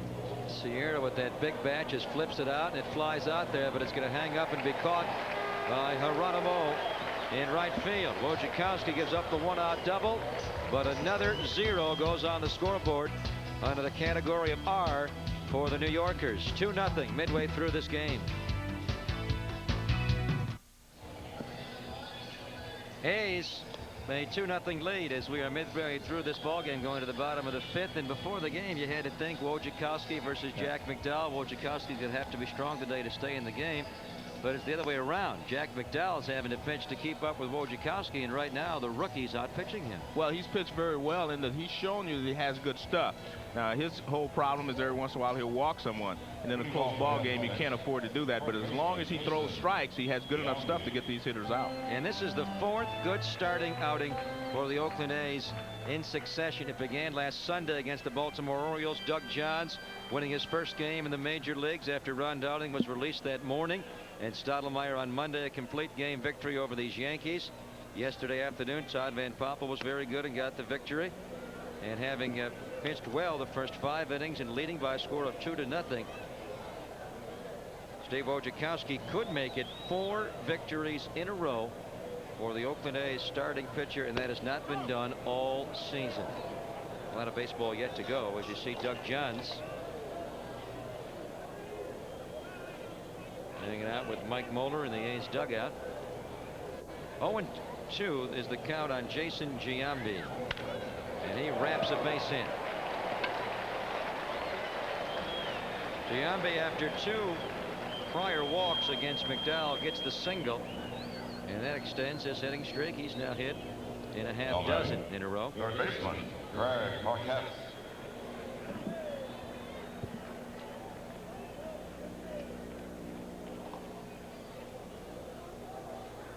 Now, to most people, this is a beautiful sight, but for the New York Yankees, Joe, this has been a tough trip for them, and Oakland has been real tough.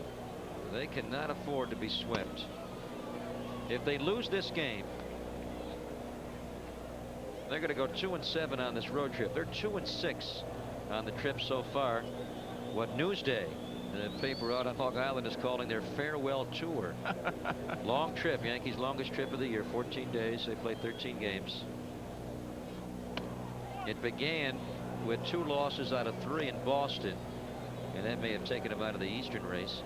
Then they went to Anaheim and lost 2 out of 3, and they've lost the first 2 here, in danger of being swept. Then they go to Seattle over the weekend. They've just had a hard time this year with the West Coast. Marquette to Kelly. Kelly to Velarde. Easy double play. Taylor made 4-6-3.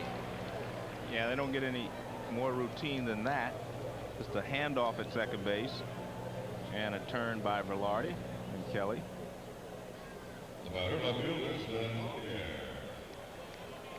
Yankees made a western trip earlier this year in May, the end of May. They went 1-8 and were outscored 62-29. And when you look back on this season, the way the Yankees have performed in the western states is going to kill them. Yes.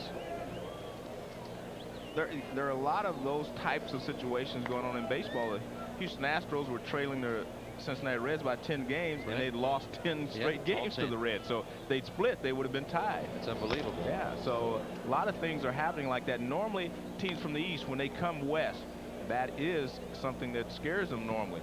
The Red Sox have performed well on this trip so far, but normally when the teams from the East come out to the West Coast, you know, Seattle, California, and here, there's always the danger of you know, having a real poor road trip. Velarde on to Mattingly. Javier is retired. McDowell gets a double play ball, and the fifth goes by quickly with no change in the scoreboard. It remains the Oakland A's 2 and the New York Yankees nothing. Good shot with our roaming camera down the right field line. You may want to get that very spot for the weekend because Mo Vaughn is coming to town, and he's been known to hit baseballs a long, long way. Maurice will be here for 4 engagements over the weekend, beginning tomorrow night at 7 o'clock. Friday night, 8:05 start time, and then in the sunshine on Saturday and Sunday. Called Bass in advance. Be prepared. 510-762 Bass. Should be a good crowd over the weekend. Those Red Sox fans used to always come out when they were terrible, or not nearly as good as they are this year. And they are playing terrific baseball. The best team the last month or so, having won 21 of their last 25, the Red Sox. Mike Stanley will lead off the Yankees 6th. He walked leading off the 2nd. He singled leading off the 4th. But he's not scored. He came close in the 4th. He was thrown out by Jose Herrera at the plate, trying to tag from 3rd on a fly ball to center. Wojciechowski out of the strike zone for the first 2 pitches, and here's the 3rd pitch of the 6th. Again, keeps the fastball away to the right-handed batters, and he misses high and away for ball 3. He's actually still has good velocity, but that last pitch looks like he's forced it a little bit to get that velocity. See him take a deep breath there. He could be starting to tire a little bit. Yeah. Ball 4. Well, he is working on 3 days rest, and he's approaching 90 pitches now. Here's your Aflac trivia we're going to play today. Who were the Mets' 3 first-round draft picks in 1980? They had 3 in the Darryl Strawberry, obviously. Billy Beane. 1980. They had 3 to 1 year. I got the first 2. Am I winning anything? 1980. Did the 3rd guy accomplish anything? We ever heard of him? Mattingly chops it foul. You ever heard of the guy? We have heard of the guy. Has he played in Major League Baseball? I know who he is. I can't think of his name. Well, that's going to be hard then, Joe. We're not going to get it. That worked. In order to prove you know who he is, you got to give me his name. Yeah. Okay. You got me there. Well, hold on. We got time, right? Don Mattingly in the air to left center field. Was it Stan Javier? Was it Jose Herrera? No. No. All right. Mattingly's out. 1 away. Retired by Herrera. Joe knows it. You got the name? He's putting it together. He knows. What's the name? I can't get. I see him, but I can't get the name. David Feldman, give me a hint. He can't even give me a hint. Mike Moeller, pardon me, Don Wengert throwing in the A's bullpen. Yeah, I think Tony feels that Wojciechowski is about out of gas, and you see him come out to the mound, talk to him. Remember, he threw 85 pitches his last outing on Saturday. He's working on a short day's rest, just 3 days off. So this is right around the time. In fact, this is the precise moment that he is done for the day. And he has pitched superbly. By far his best outing in the major leagues. Shut out the New York Yankees for 5 1/3 today. Gave up just 4 base hits. Got some good defense behind him, in particular by Herrera and Helfand. He did walk 5, but he leaves in line for a victory. It's on to the bullpen and Don Wengert. And with a righty coming into the game, look out for Boggs and O'Neill and Strawberry. Well, it was 1992, the first year I was doing the Giants pregame show. And the Dodgers were in town, so I'm thinking, what a great idea. I'm going to get Tommy Lasorda to interview. So if that would, my bosses would like that. And I followed Tommy around all afternoon trying to get him to do this interview. And he knew I was following him around, and he was playing hard to get. And finally, he came out, real serious. He was miserable. Sat down. Right when the camera came on, of course, he got that big smile and told me how great baseball was. So the interview ends, and I'm doing my little sign-off, sending it back to the studio or wherever I was sending it. And as I'm doing this, Tommy Lasorda stands up, and he walks right in front of me while I'm talking to the camera. So now Tommy and his big belly are right in front of, or in between me and the camera. I know for a fact that Tommy was thinking, this young punk bugged me for 2 hours, and I'm going to make his life miserable a little bit. It's my lovely memory of Tommy Lasorda. 2-0. Oakland A's lead the ball game, and they'd very much like to make a winner today. Steve Wojciechowski get his second major league victory, but for that to happen, the A's are going to need the kind of bullpen performances they received yesterday, and Don Wengert will be going first. Wengert off the 15-day DL Friday, and he did pitch last Saturday night. He was out with a strained right shoulder from late July. Oakland Athletics baseball, brought to you in part by Bud Light. It's a hit with fans everywhere because it won't fill you up. And it also never lets you down. So make it a Bud Light.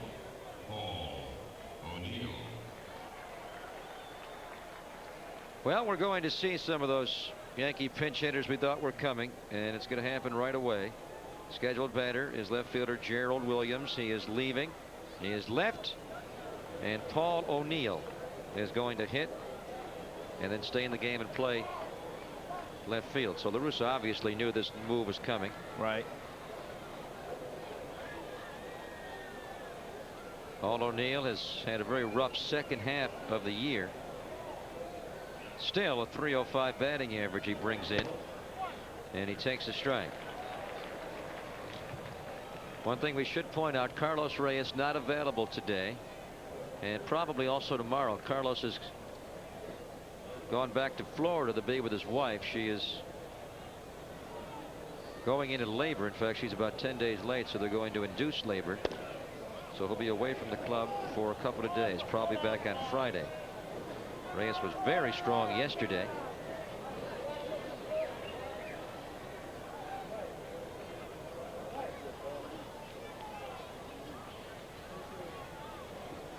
Runner at first base is Mike Stanley. Being held on by Giambi, and a pitch to O'Neill misses. 2 balls and 1 strike. Well, O'Neill's a patient hitter, as we've seen before. He will wait and try to get you, behind in the count, and then make sure that you give him a good pitch to hit. And that's really the difference in O'Neill now as compared to the way he was with Cincinnati. That's why he was able to win the batting title last year. He's matured a lot as a hitter. Here's the pitch. O'Neill got jammed and hits it foul down the line. 2-2. Well, that's the pitch that he wanted. He got him into a 2-ball 1 strike count. He got the fastball, but he was late on it. Wengert facing the American League batting champion of a year ago. And he was rewarded with a huge contract over the winter, 4 years, $19 million. And you got a young man just recalled from the minor leagues trying to impress against a guy that has made it big.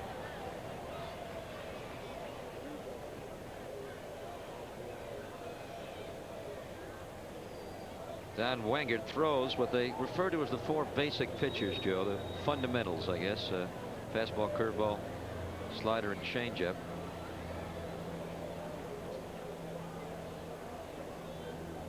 Oh, not every pitcher certainly has all 4. I think the changeup is really the pitch of the 90s. I mean, it's a pitch I think that has made a lot of pitchers more effective. And a lot of people think of the split finger, but the split finger has also hurt a few pitchers. So I think the changeup is really the pitch that has really helped most of the pitchers here in the 90s. Eric Helfand out to chat with Don Wengert. They worked together earlier this year when they were at AAA Edmonton. And Wengert did not have a great year down there at all. His ERA was over 7. But he's pitched better with the A's. 2-2 pitch. Crowds O'Neill. The count is full. So now we'll see what Buck Showalter does with his base runner, Mike Stanley. The catcher. Will he be moving on this pitch?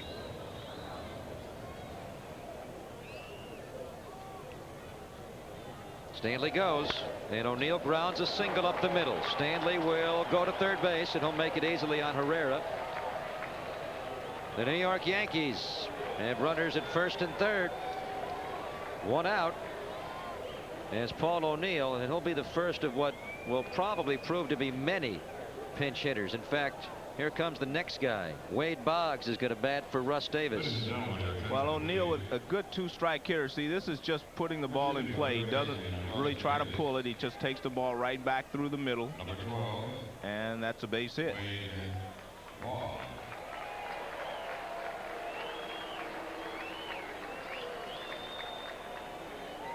As Wade Boggs steps in, he needs 1 more base hit to pick up number 2,500 in his career. Something we should mention that Mickey Mantle did not achieve in his great career. Mick had 2,415 regular season hits. Mick had a lot of great accomplishments, but he fell short in a couple of areas, you know, like base hits. I don't think his RBIs, you know, Willie Mays had 1,900, he had 1,500, but he did have the 500 plus home runs, so 536.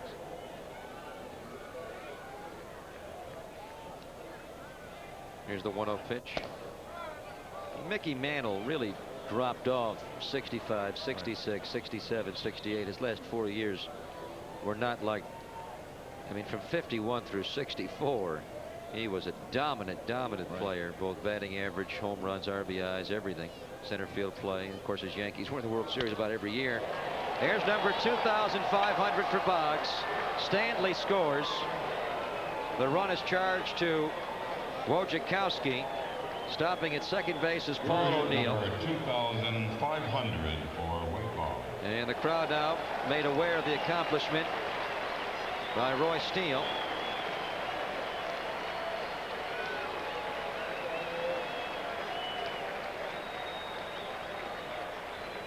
It's a lot of base hits, and Wade Boggs probably has had close to 1,000 like this. Line drive over shortstop into left center field.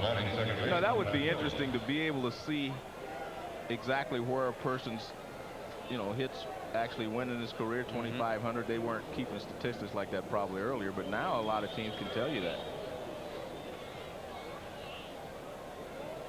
I saw Pete Rose 3,000 base hit, which was quite an accomplishment. But it wasn't as good as 4,000 base hit. I saw that 4,192. And I saw that one too.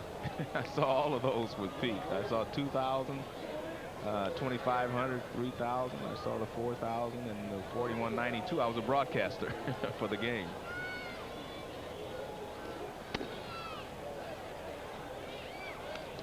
It is a 2-1 ball game now. Runners at first and second, O'Neill and Boggs. Jim Corsi begins to throw in the Oakland A's bullpen.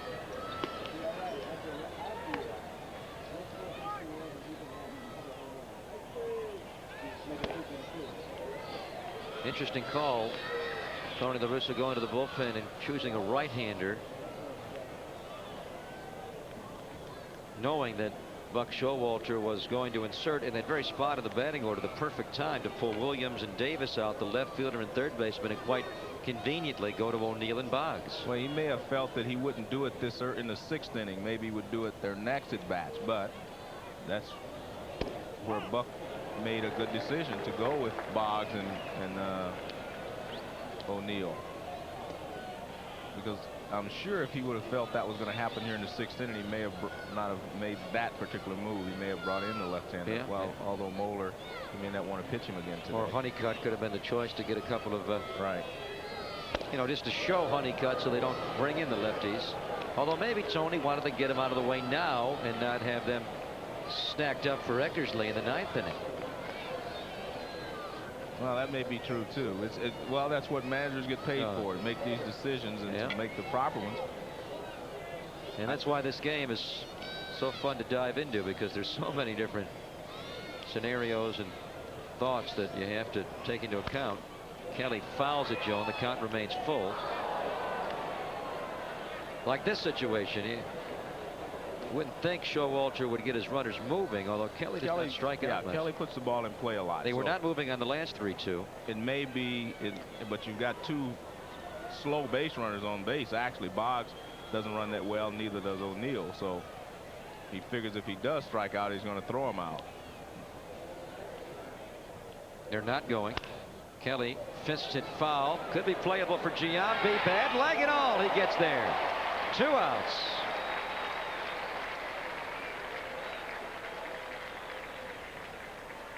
Very, very big out for Don Wengert and the Oakland A's. Well, he hits him on the fist, and Giambi gets a good jump on it, gets over, and he makes the catch. Now he plants himself in case O'Neill was tagging up, but he was not. And they'll bring on Bernie Williams. The Oakland A's still with the advantage. It's 2-1 as the Yankees bat here in the 6th inning. Williams 1 for 3 against Steve Wojciechowski. Now we'll turn around and bat from the left side against Wenger.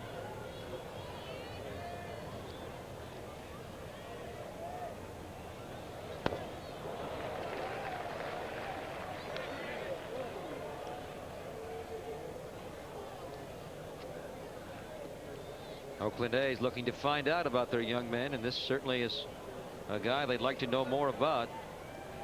Down in his mid-20s, an A's round 4 draft pick in 1992 out of Iowa State. Way inside with a high fastball, Joe. Throughout the minor leagues, he had been used almost exclusively as a starting pitcher and very little as a reliever. And they bring him up, and his first exposure in the major leagues is as a reliever, and that's what Tony La Russa likes to do with young guys. He likes to let them acclimate to the big leagues pitching out of the bullpen.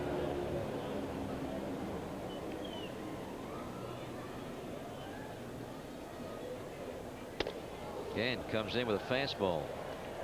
Well, it seems like, I mean, he's got good stuff. He's throwing hard. He's got some movement on the fastball, but it's like he's trying to hit the exact edge inside or the outside edge. And again, that's what happens sometimes when you do give up a couple of base hits. You try to be a little too fine.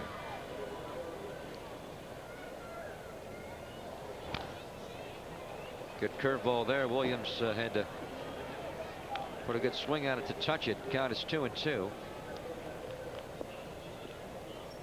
So as you project the A's staff of next year and beyond, don't dismiss the fact that Wengert was a starter in the minor leagues and could be a part of this staff as a starting pitcher.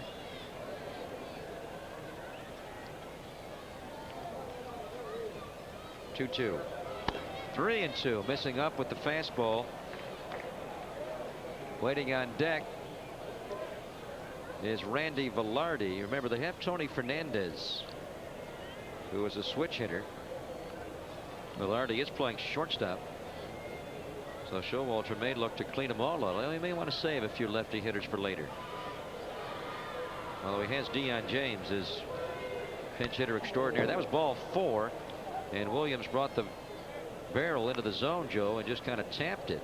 Well, it was a 3-2 breaking ball. He started for it, and he realized it was out of the strike zone. He wasn't going to break enough to get into the strike zone, but he couldn't get his bat out of the way. So the runners go back, and now they'll be off and racing. O'Neill off of second base, and Boggs off of first.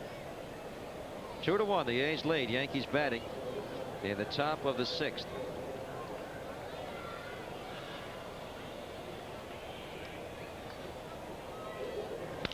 Williams fouls it. Third base side. Paquette shades down. Borda coming over. Not needed. Paquette takes it.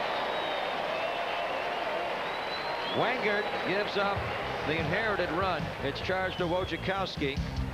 But Wojciechowski still leaves the inning with a chance to be a victor. 2-1 now. We go to the bottom of inning number 6.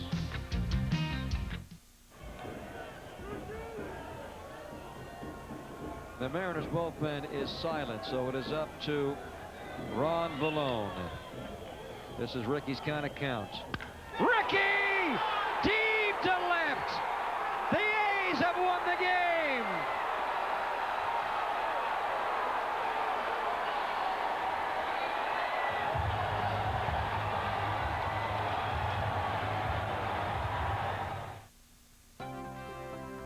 There is an oasis in the desert where you can do just about everything, or just do nothing at all. The Point Hilton Resorts in Phoenix, Arizona. Call 1-800-HILTONS.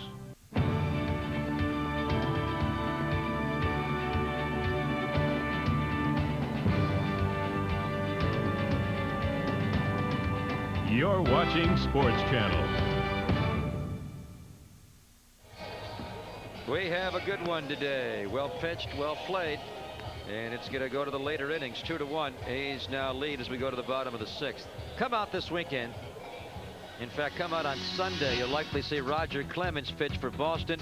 And if you get here early, one of the first 10,000, 15 and older, you're going to receive this great-looking picnic cooler, courtesy of Taco Bell.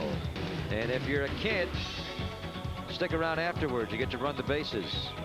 The Dryers post-game race every Sunday here. Paul O'Neill stays in the game to play left field after hitting for Gerald Williams and coming up with a big single.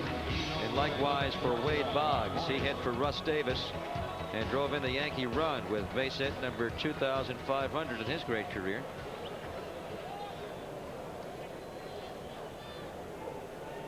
Wade Boggs, 36, will turn 37. He's going to need to play until about 40 to get 3,000. Well, and due to the economics of the game, you're not going to have veterans hanging on, so to speak, anymore. The players that make the big money are going to be replaced by younger players who make less money. That's the point we brought up earlier. Russ Davis of the Yankees. Boggs gets it, spins. What a play. What a play. Especially coming right off the bench. And when he's in the Hall of Fame, they'll mention his hitting, but don't overlook too dramatically his defense. We never answered that question for you a couple of innings ago. We got Strawberry. We got Billy Beane. The third guy's a catcher, 1980 first-round pick of the Mets, John Gibbons. John Gibbons. John Gibbons. He's going to put him in there with Strawberry and Billy Beane. No, I know. I know why I didn't get it. I never heard of John Gibbons. Neither have I. He played in the major leagues? 18 games. Well, there it is. I must have been out of the country. I must have been sleeping someplace. I mean, unfortunately. Well, the Mets were bad, right, in the early 80s? We all stopped watching then. Eric Helfand, a walk and a single. A single drove in a run against Jack McDowell. The Mets, as bad as they are right now, Joe, they're going to be pretty good in a couple of years. They're going to be very good. A year and a half, I figure the Mets have a chance to contend. They got some young pitching. Good young pitching. They have a couple of pitchers in the minor leagues. They're going to be good. So they do have potential for having a good team. And remember, they got rid of some big salaries so they can go out and shore up a couple of spots for themselves. And you know they will. Any sports team in New York, you really can't wait too long. No. How about Jack McDowell? Bring him across town. Jack McDowell's a free agent. Well, they're going to be looking year. for a honcho, as they call him, a #1 pitcher on that staff. There's ball 4. McDowell can't get Helfand out. The Yankees can't get Helfand out.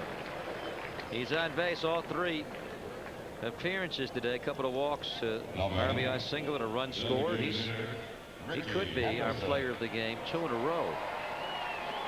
He was yesterday. And as you mentioned, he's perfect today. Here's Ricky Henderson now.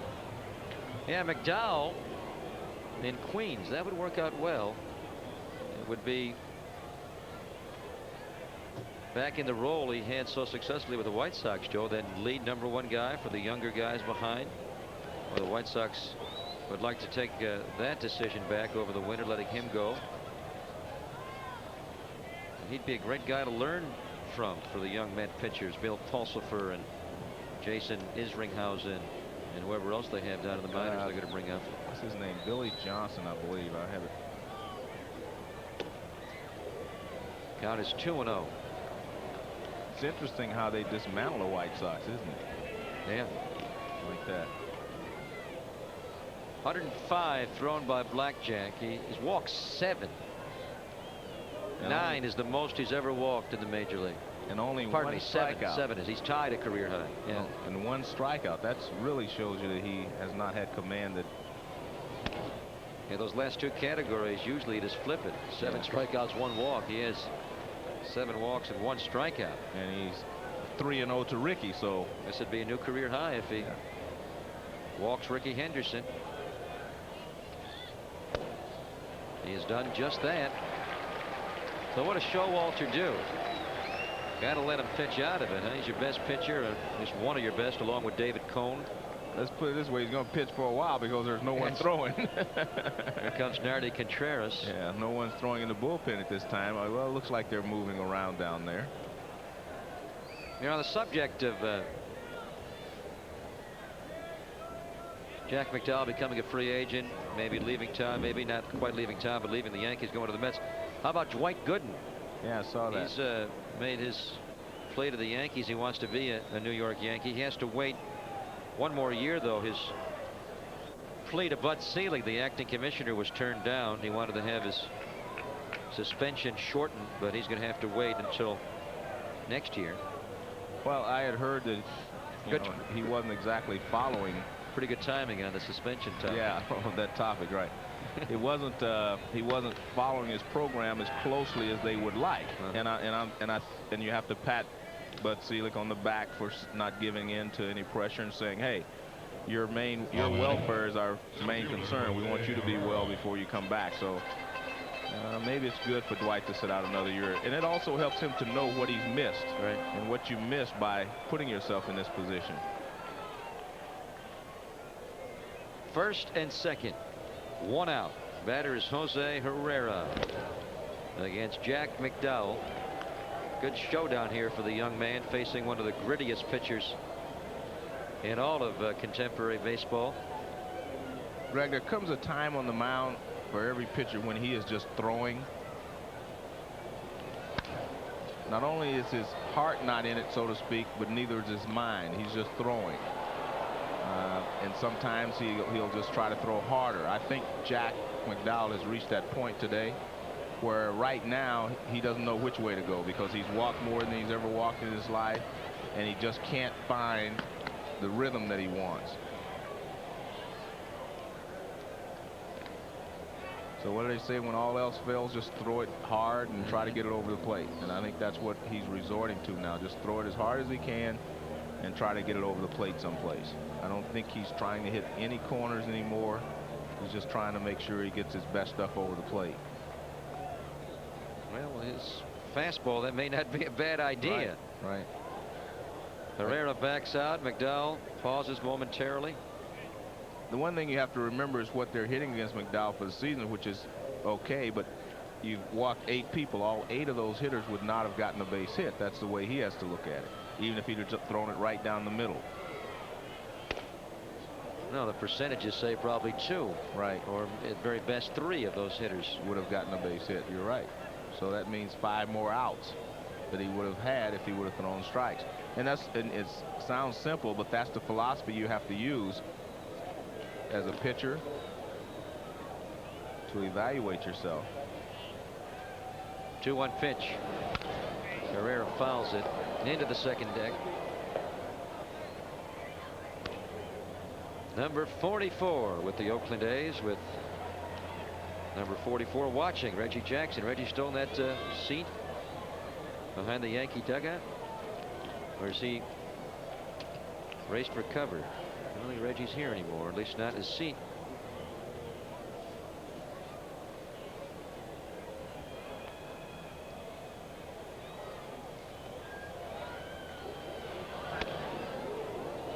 Three and 2. Where was that pitch? I'm sure Jack is wondering the same thing. Larry Young did not give him the call, and that appeared to be a strike. At least a very tough one for Herrera to take with a 2-2 count. Now it's 3-2. Runners not going. Herrera grounds one, probably 2. It is a double play. Velarde, Kelly, Mattingly, the trio, and Jack McDowell. He's wobbly. He has walked 8 today, but he's given up just 2 runs, and he still very much could win this baseball game. 2-1. A's after 6. Oakland A's are going to bring a new pitcher in the ball game. We'll tell you who he is in a moment. But big doings this weekend. The next Pontiac Home Run Hitting Challenge is going to be held this Saturday before the A's and Red Sox go at 105. One lucky winner will have a chance to win $1,000 in cash, a trip for 2 to spring training, free Coca-Cola for a year, or if you hit a tater, you get the grand prize, a 1995 Pontiac Grand Am. She's looking to dig into her sandwich, but she wants to be in the home run contest. I think she's a little too young. Look for entry forms, barrels in the Coliseum in the A's customer accommodations office. All right, the new pitcher is Jim Corsi. Jim Corsi will begin the 7th inning. Can't tell with the cap pulled down, Joe, but he got a haircut from Mark McGuire, and he's going to the thin look up top. Out of the baseball version of Andre Agassi, the writers have dubbed him. Still a very good earned run average, because he got off to such a great start this year, but he's still 19 bases on balls in 31 innings is still alarming, and to think that he kept his earned run average down that low, he's been able to do a few Houdini acts and wiggle out of trouble. Right. But he got off to such a great start. I mean, before the injury, he was just perfect. Whenever he came in, he was unhittable. This will be his 5th appearance since coming off the DL August the 8th, and he's not been nearly as sharp. In 4 2/3, he's allowed 4 hits. He has walked 3 batters and 2 earned runs. The first guy he will face is Randy Velarde, and the next guy he will face is that guy, number 26, Darryl Strawberry, is going to come into the game and be the new DH for Leyritz. And the reason being, Darryl Strawberry has really pounced on Jim Corsi in their previous matchups. And that happened, of course, when Jim was over in the National League with the Houston Astros. Velarde goes first. Velarde stays in the game. They're going to keep Fernandez back as a potential left-handed pinch hitter later. Tony's a switch hitter. Corsi has Velarde ducking right away. He most certainly does not want to hit him before Strawberry. Well, Corsi's ball runs in on the right-hander anyway, but this one runs way in. And it was weird because Velarde didn't go down until the ball was past him. He's a little late on that one. Strike. 1 ball and 1 strike on Velarde.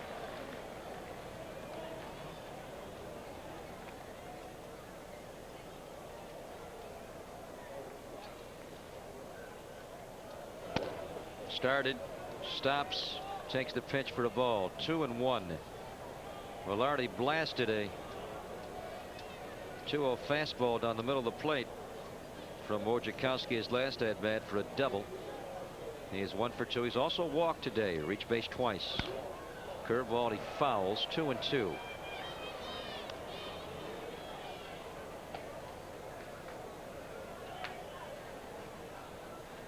Jim Corsi from Newton, Massachusetts. He must get extra pumped up against the hated Yankees. They're not real popular in that part of the country.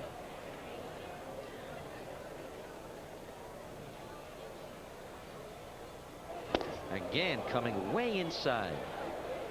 3-2. Velarde is the key here. He does not want to let Velarde get on base, Joe, because then Strawberry, who really hits him hard, Sierra are looming. He's going to get Velarde. Gates backs up on it, throws him out. 1 away in the Yankees 7th.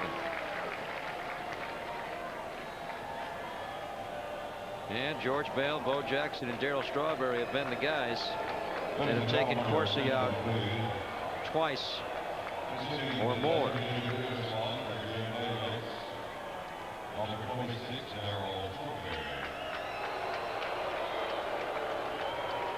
Well, a little more reaction today, right? Different crowd. Darryl 0 for 3 yesterday, 2 for 4 on Monday night.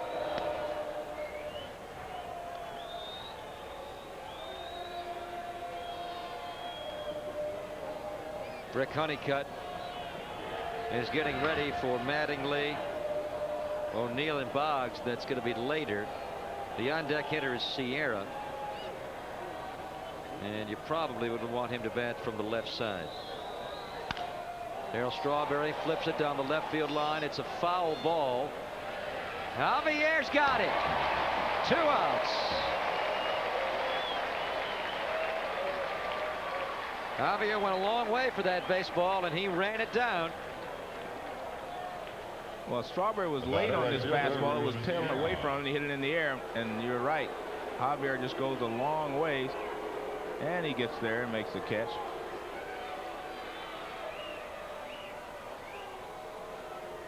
The winner on our boo meter is Strawberry. I think a little more disdain for Darryl than Ruben. Yes. Rightfully so. Well, that's the way it should be when the Yankees are on the road. They've been booed for 100 years. You're just booing a bunch of new Yankees. I bet they didn't boo Gehrig or DiMaggio much, though, huh? Or Mickey on the road. Maybe Mickey. Yeah, they booed Mick a little bit. They booed him in New York when he first got up there. They booed him a little bit on Mick on the road a little bit. They booed the Babe too when he'd point to where he was going to hit him. Hit Wrigley? Yeah, when he didn't really do that. Yeah. Well, that's a good point. That's a good. Well, it depends on which writer you. Just calling a hot dog vendor. Yeah. Corsi on the comeback here. They're going to love this inning. I think Strawberry fouls out, and Sierra meek Tapper. I think Sierra's got that play down perfect. That's the 3rd time he grounded back to the pitcher today. Didn't he see the sign behind the plate? No pepper allowed.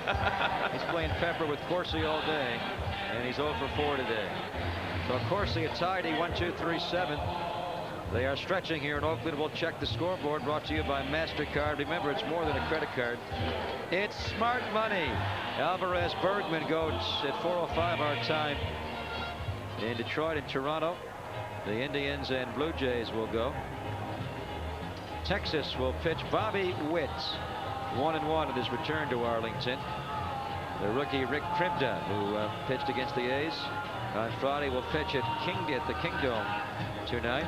Joe Morgan's going to be there for Tim Wakefield and Jim Abbott. Wakefield 14-2, and at least Joe Morgan hopes to be there. Right. We'll get you out of here. Terry Mulholland breaks a 9-game personal losing streak with a complete game 4-hitter at Shea Stadium today. Barry Bonds a 2-run double in the 5th. Deion Sanders opened the game with a homer. Cubs win. Sammy Sosa a couple of homers, 25 and 26. Dodgers trying to win the West. We'll have Martinez on the mound against Jeff Fassero in Montreal. Two clubs trying to make it still. Philly is a wild card. The Padres could still win the West. They'll pitch Dishman. Kent Merker will pitch in Houston. The Astros, they're playing real poorly since Bagwell went down. David Wells, the new Red, will pitch at Busch in Pittsburgh, Colorado, coming up later on. The Dodgers a 1.5 lead over the Rockies. And the West Padres right there, 3 out. The Astros, they've lost 6 in a row. They're 7-15 since Bagwell went down. That wild card is slipping away. Yes. Colorado's only a game behind them in that race. The Phils and Padres just 2.5. The Cubs still there. They're 3.5 out.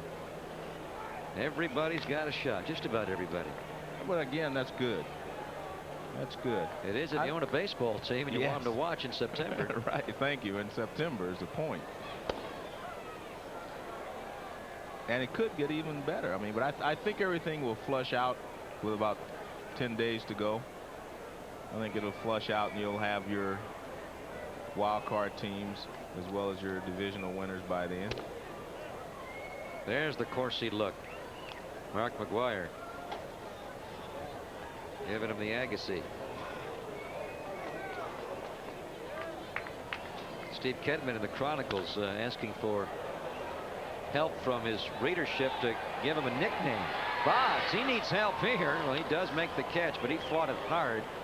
You hang out in that dugout in the clubhouse all day, Joe. You come out here with a blue sky and have to fight for a foul ball like that. It's a tough play, but he is able to catch it to retire Gates.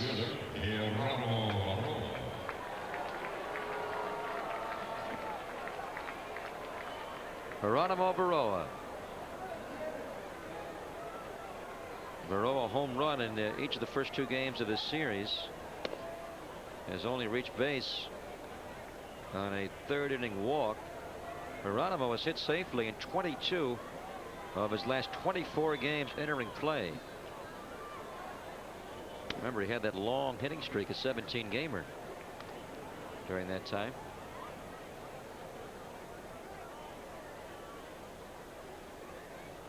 Let's see what McDowell does on 2-0. He threw him a fastball, but he kept it away. Yeah, I don't think there's any doubt. For some reason, whatever the reason is, he has decided that, and he says, you see the catcher Mike Stanley says he's probably swinging, so make sure you don't give him a pitch down the middle. But he did anyway.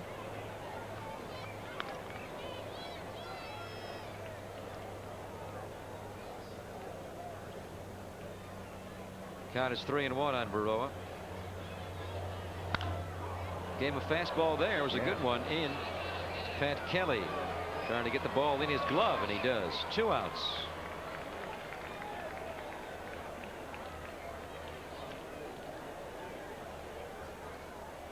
Batter now is Jason Giambi. Jack McDowell, 6 2/3. He has thrown 121 pitches.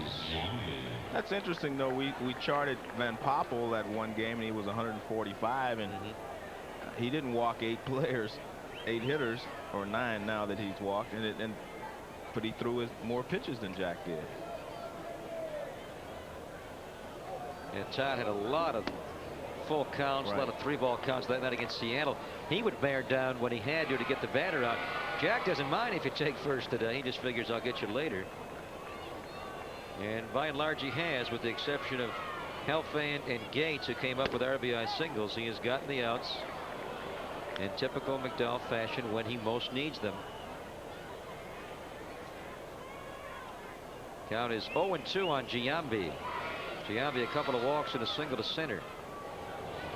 Big curveball. He's not throwing that pitch much today.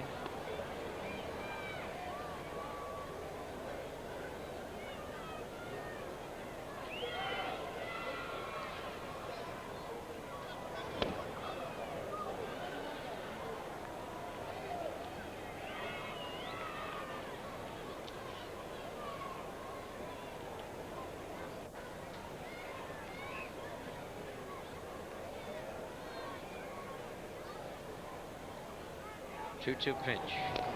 Forkball. Giambi taps foul. When the trade went down, you wondered to yourself, what are the White Sox doing? On December the 14th, they traded McDowell for Keith Heberling, left-handed minor leaguer. And a player to be named later, that player became Lyle Mouton. Is a pretty good-looking big outfielder. He's huge. He's got a Frank Thomas-type body. But the White Sox felt we're not going to re-sign this guy anyway. At the time, we thought maybe he'd become a restricted free agent. That never came to pass, but he didn't like Chicago too much. He had just every year it seemed like he had a vicious salary battle. You go to arbitration every year, Joe. It takes something out of you, I think. Huh? That's true. Oh, strike 3. Now McDowell goes off with a strut as he gets the call from Larry Young. He's not gotten all the calls today, but he got that one, and Giambi did not. And the 7th is Finney. 2-1. The A's still lead the New York Yankees. Oakland A's looking to finish it off, a 3-game sweep of the New York Yankees. Speaking of brooms, the Dust Devils are coming to the Bay Area this Friday night, San Jose Arena. Professional indoor soccer. We'll have it for you live as the Grizzlies take on the Dust Devils of Las Vegas. Gotta love that.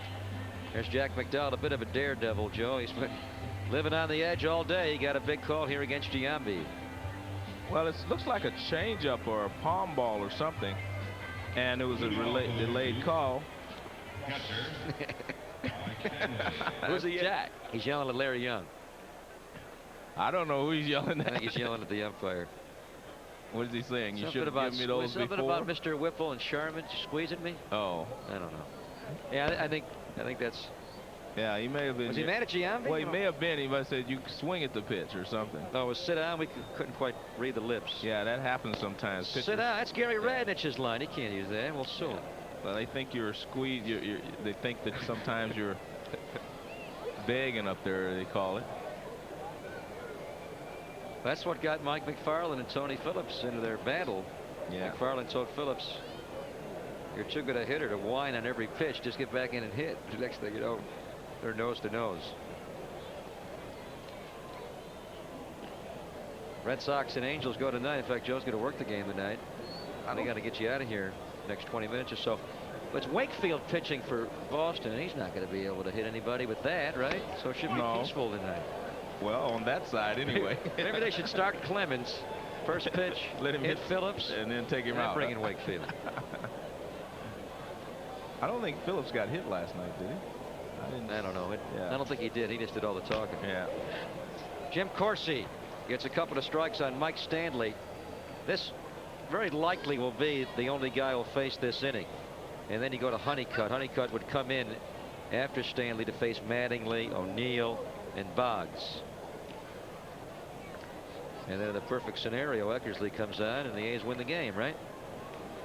I think the A's would be happy with that scenario. And so would you. Yes. Because that would be a perfect quick ending to this ball game.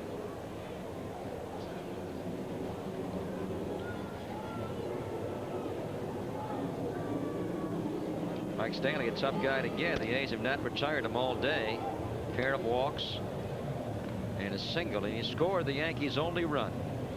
Well, they have their best chance here with an 0-2 count.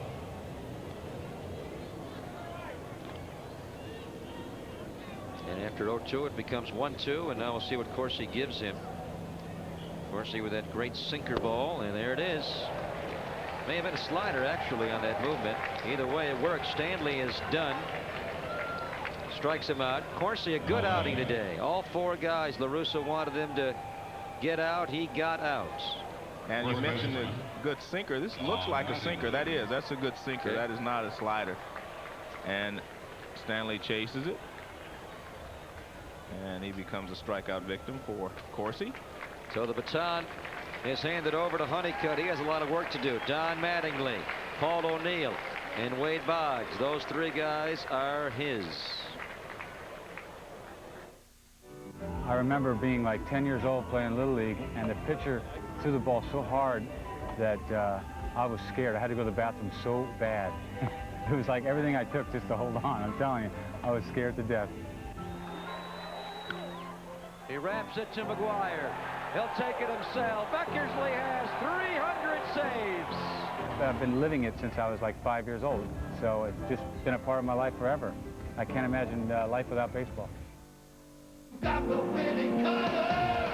run my engine anywhere from 8 to 10 hours a day, and that's constant.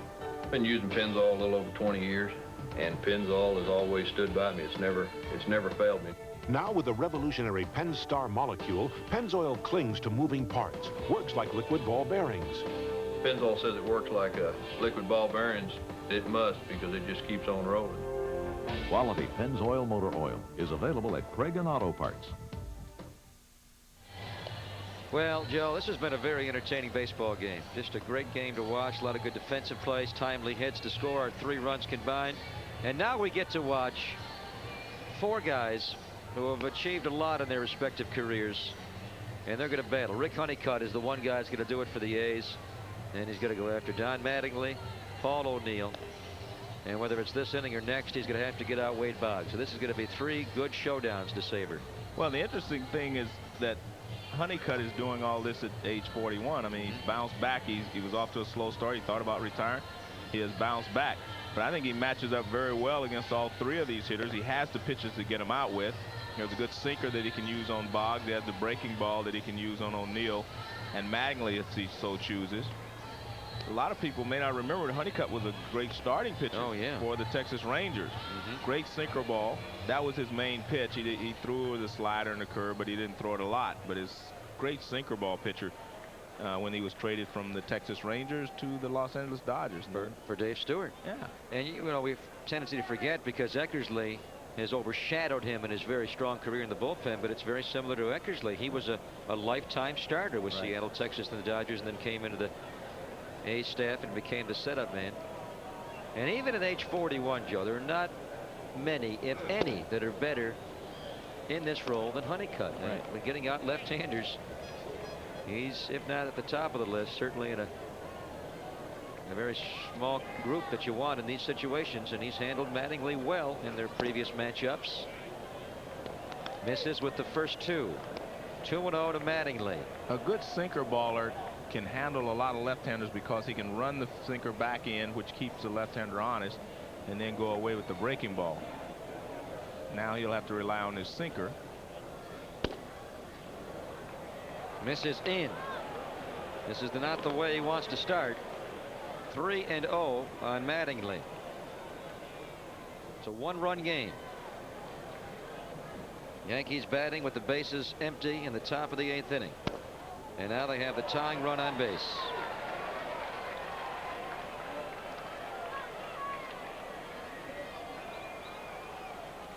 What's the phone call going to mean? Moeller get up? And Ken Moeller, I would bet. Well, maybe not. Well, they're getting up. Eckersley. Yeah. You may bring Eckersley in early. Moeller may not be available today. Yeah, because he worked yesterday. Moeller threw 30 pitches yesterday. 2 very strong innings. O'Neill. That's going to be out of play. Alfan comes over, but it's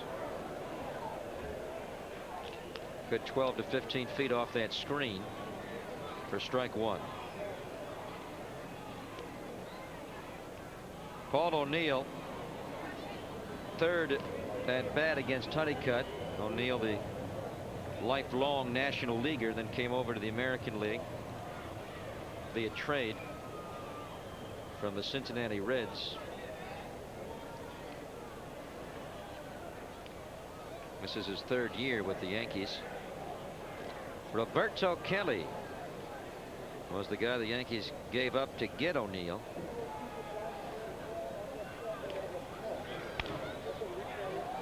Coming is Paquette, and Paquette cannot get there. It lands tight on that dugout and by our photographers, our camera people, so it's strike 2.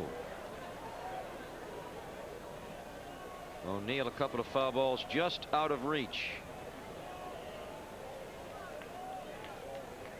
Now that slider becomes a real effective pitch for Honeycutt. Joey gets ahead. He can throw that pitch off the plate against the lefty O'Neill, get him maybe to chase one. Well, that's what he wants to do. O'Neill will chase some breaking balls out of the strike zone off the left-handers. He doesn't do that a lot against right-handed pitching.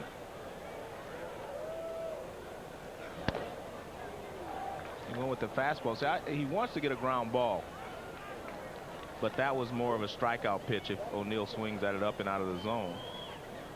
And he has a couple of ways he can go. He can go with the breaking ball away or the sinker. And sometimes you think, well, you should throw the breaking ball because O'Neill didn't play a lot against left-handed pitchers until this last year. You're right, yeah. Keep that in mind. In fact, he began last year platooning against lefty pitchers. Before last year, he was a .219 career hitter against left-handers. And then last year he broke through and hit over 300 against them, and that propelled them to the batting championship. But this year he's slumping again and not starting and getting very few at-bats against lefties. 2-2. O'Neill stings this one. Herrera will not get it. Mattingly will go to third. Herrera's throw is cut by Bordick. Mattingly's in there. And that's good base running there by Don Mattingly.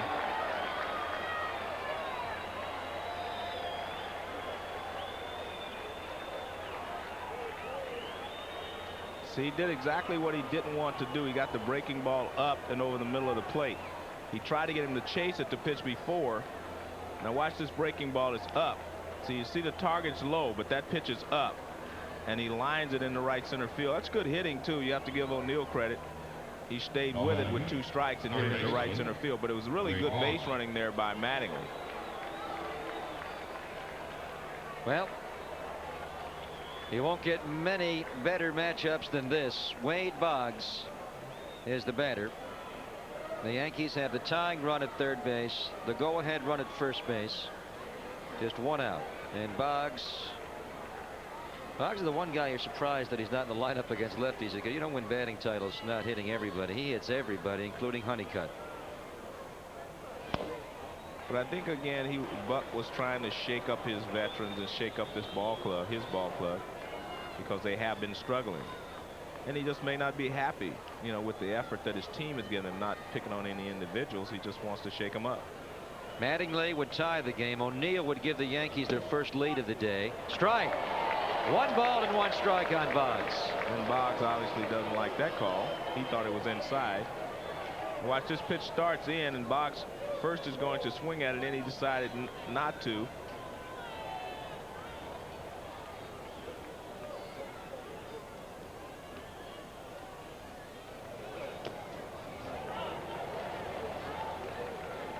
Honeycutt wants that sinker to give him a double play ball and keep that guy's team from tying the game. Well, Boggs doesn't run that well if he does get the ground ball from him. But Boggs is sitting there thinking now that he needs to get the ball in the air. So, as you said, this is really a great matchup.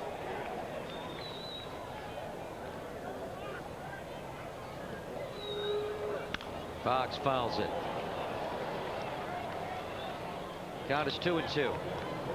Boggs is one of the few single hitters, and that's what he's basically classified as, that does not choke up on the bat at all. And he's right down on the end of the bat, even though he doesn't hit for a lot of power.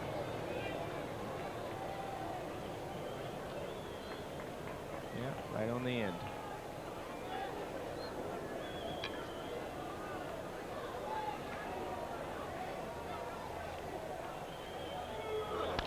Again, foul. He'll foul off several of those. Typical Boggs at bat. Many balls going into the third base seats.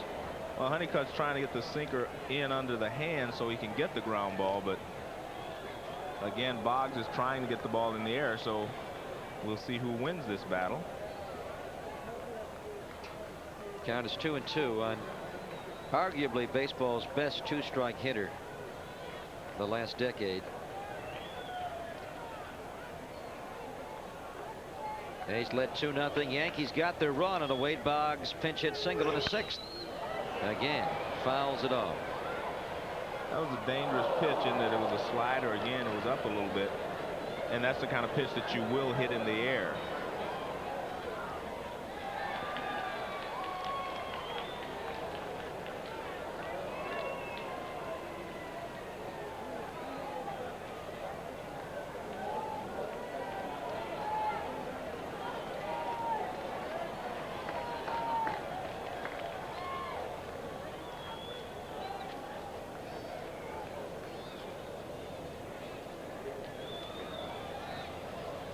They go again on 2-2. Boggs takes strike 3.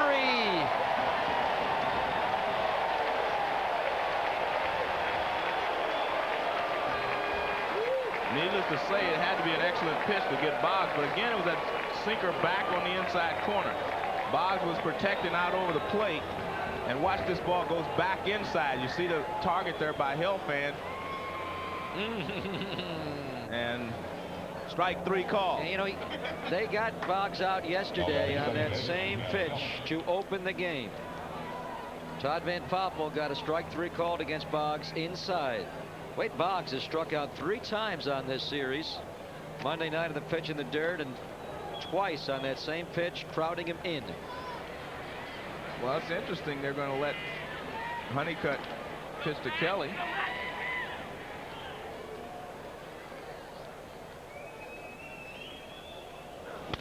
And they got him. Honeycutt gets out of it. He didn't get Mattingly, he didn't get O'Neill, but he got Boggs and he got Kelly.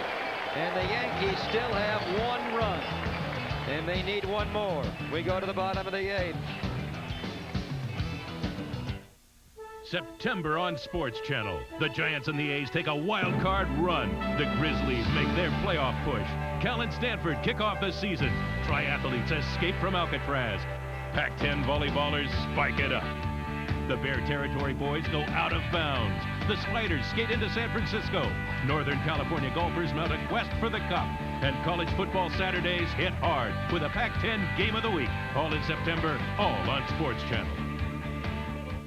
Okay, Ricky's up. Go to Tony for the sign. Looks like hit and run, Ricky. Hold up now. Tommy says bunt.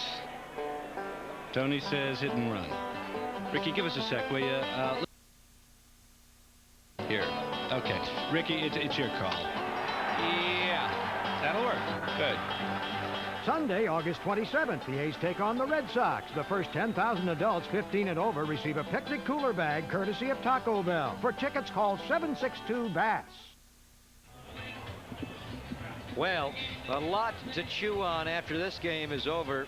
No matter who wins it, Joe, it has been a very entertaining game with several delicious moments to savor, and none get any better than the top of this 8th inning.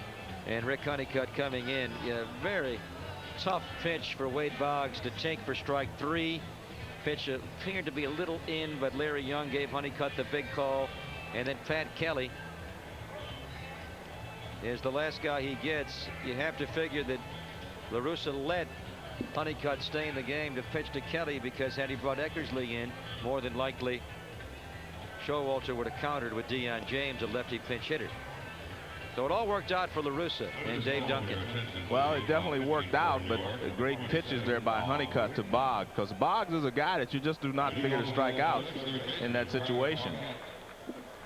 Well, Jack McDowell has left the ball game, and Jack McDowell now can only lose the game. Bob Wickman, who worked yesterday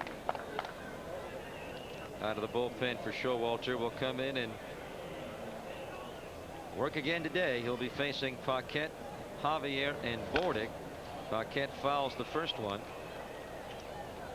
Wickman struck out Paquette yesterday looking in the 8th inning.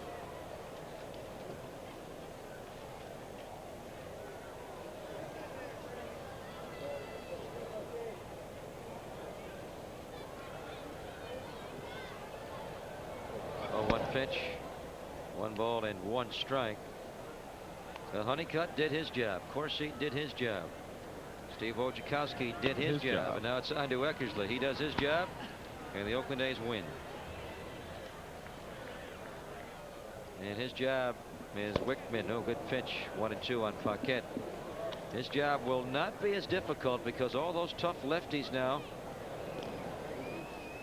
are not scheduled. In the 9th inning will be a lefty, Bernie Williams. Then Randy Velarde, Joe, is scheduled, and then Strawberry, and then Sierra. And you always have to worry about Deion James, the pinch hitter. He may come in for Velarde. Strikeout. Paquette is the first out of the 8th inning. Bob Wickman gets him. Well, Wickman throws hard. And he's got a lot of movement on his ball. He's thrown a couple of sliders.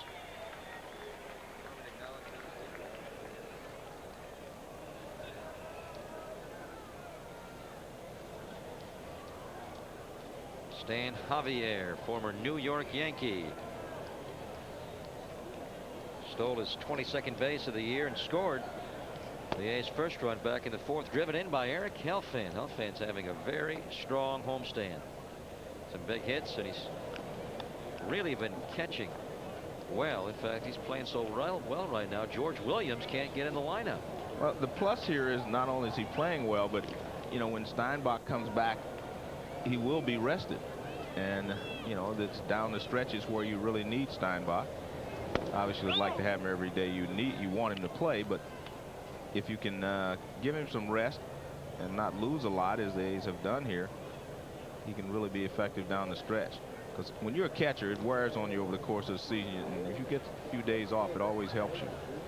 Of course, you do not want them off while being on a disabled list, but it still effectively gives you some rest. Count is 3-0. Javier, well, the A's would love to get him on base with his base stealing ability. There's a strike. Scott Brocious taking a walk back up the clubhouse. He may go in and play defense for Perroa. Scott was a late scratch before the game as he came up a little under the weather with a flu virus. And apparently he's well enough now to play defensively. From 3-0 now, the count goes full to Javier. You see the movement on that fastball just sunk right underneath Javier's swing. Bornick is on deck, and he will bat after Javier. Will Javier be on base? Nope, he's going to be the second out of the inning. Kelly to Mattingly. Bob Wickman gets the first 2 outs. But if the Oakland A's win this game today, Joe, and it's a 4-game winning streak, all victories, if Eckersley gets the save, would be by the starting pitching. That's not happened this year. The A's starting to click off some successful starts. Tomorrow, Ontiveros returns. And all of a sudden, this wild card dream that they have isn't so wild. I mean, you and I both agree they're on the fringe of the race right now. Oh, yes. But you get McGuire back. You get Tartable back. You get Steinbach back. You start to pitch a little better. Prieto gets straightened out. Right. It's some pretty mediocre records that they have to get. They just go on a little rip, a little tear, you know, win 7 or 8 in a row. Well, that'll right back in it. That's exactly correct. I mean, if they can win 7 or 8 in a row, I mean, they'll probably be a half a game out or something like that, because everyone else is falling a little bit. Bornick, shallow center. Bernie Williams, a long run. He makes the play with a little lean. Bob Wickman, a 1-2-3 8th inning. We go to the 9th. Dennis Eckersley will try to save it. Bernie Williams will lead it off. Velarde, Strawberry to follow, and maybe pinch hitter Deion James. Oakland A's are 3 outs away from a sweep of the New York Yankees. It would be their 2nd sweep of the year at the Coliseum. They swept Seattle back here in early May. Scott Brocious, as we thought, has come into the game. He will take over in right field for Geronimo Berroa. Dennis Eckersley is on, looking for his 24th save of the year. He has saved 23 of the A's first 52 victories. And the 23 saves have him very close to the top in the American League. Of course, Jose Mesa leads the American League in saves with 37. Lee Smith has 30, but then Aguilera and Eckersley each have 23. Bernie Williams will go first. Bernie Williams, a tough man who has had some big hits against Dennis Eckersley in their previous matchups. Waiting on deck is Randy Velarde, and he's a right-handed batter. Eckersley turns it over for strike 1.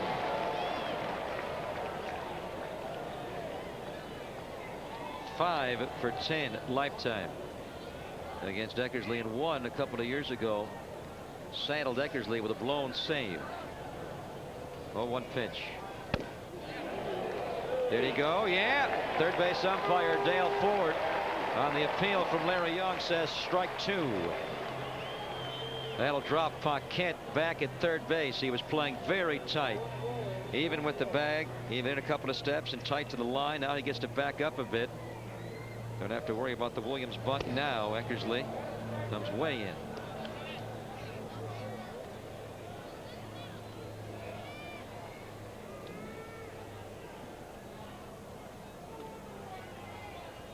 The whole key to this inning is getting Bernie Williams out as he fouls it.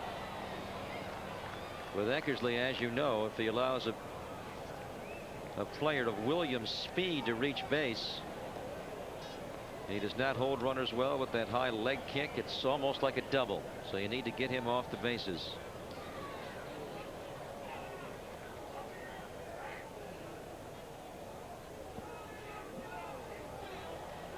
Here's the 1-2 pitch. Strike 3. Now Williams is arguing the way he was set up. It looked like he expected the pitch to be inside more, and it got a big chunk of the plate. The box call in the previous inning was much more debatable than this. The Health fans way in, but that's a strike. It has a little late tail on it, and that is strike 3. Well, now we are going to have a pinch hitter. Randy Velarde was on deck. He has been called back. I think if Williams had reached base, you may have seen a Velarde bunt. But now you need Deion James up. Deion James 2 for 8 lifetime against Eckersley. He is the pinch hitter that Buck Showalter turns to. Eckersley turns it over again. Eckersley looks good today.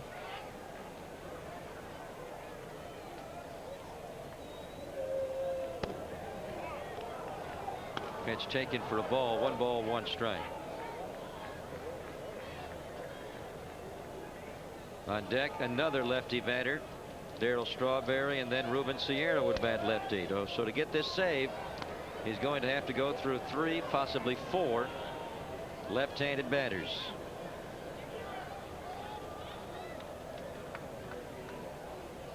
Here's the 2-1 pitch to Deion James. He stings a base hit in the gap.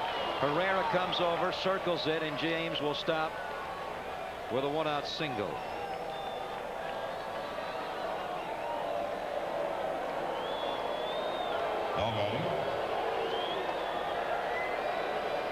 They're getting revved up for Darryl Strawberry. Eckersley threw a fastball right down the middle of the plate. And he knows how important that mistake is. Giambi will hold on. Deion James, big hole for Strawberry.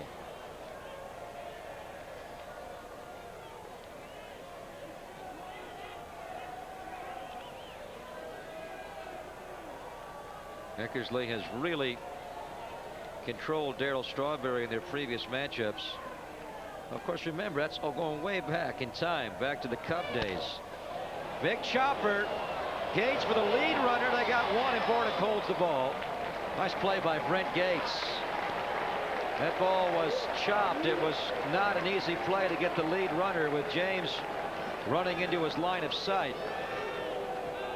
But Gates keeps that tying run at first base. Strawberry with the big looping swing. But James does not run nearly as well as he did as a younger man now in his early 30s. So a huge out there getting the lead runner. Strawberry is on with the fielder's choice. And now there are 2 outs. So it comes down to Ruben Sierra. If Eckersley gets Sierra, the A's get the Yankees in a 3-game sweep.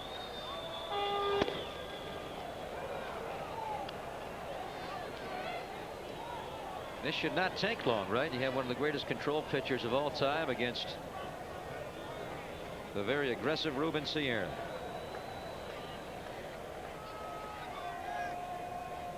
Elfan moves in for the 1-0 pitch. Well, Darryl Strawberry, you have to be concerned about him stealing. Darryl in the National League, a 30-30 guy.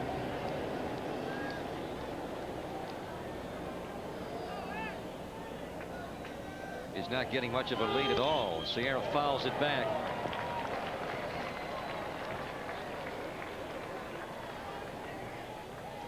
Can't imagine Showalter would have Strawberry running here, at least after watching his lead on the previous pitch. He's hardly getting any lead off of first base.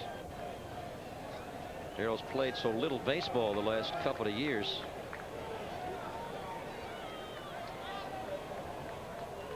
A little more of a lead here. Sierra.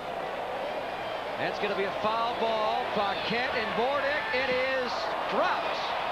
A tough play, very tough play. Probably an easier play for Bordick because the ball was coming back, and to make the play, Paquette had to twist his body. This ball goes way down the line, and Paquette a long way out, and I think Bordick would have made the play, but Paquette was already too far into it. And a strike 2 on Sierra. But Sierra has another chance.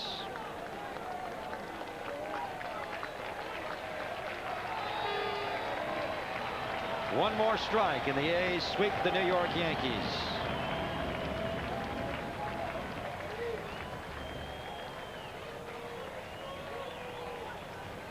Ruben Sierra 0 for 4 today with 3 comebackers. He has not had a good afternoon.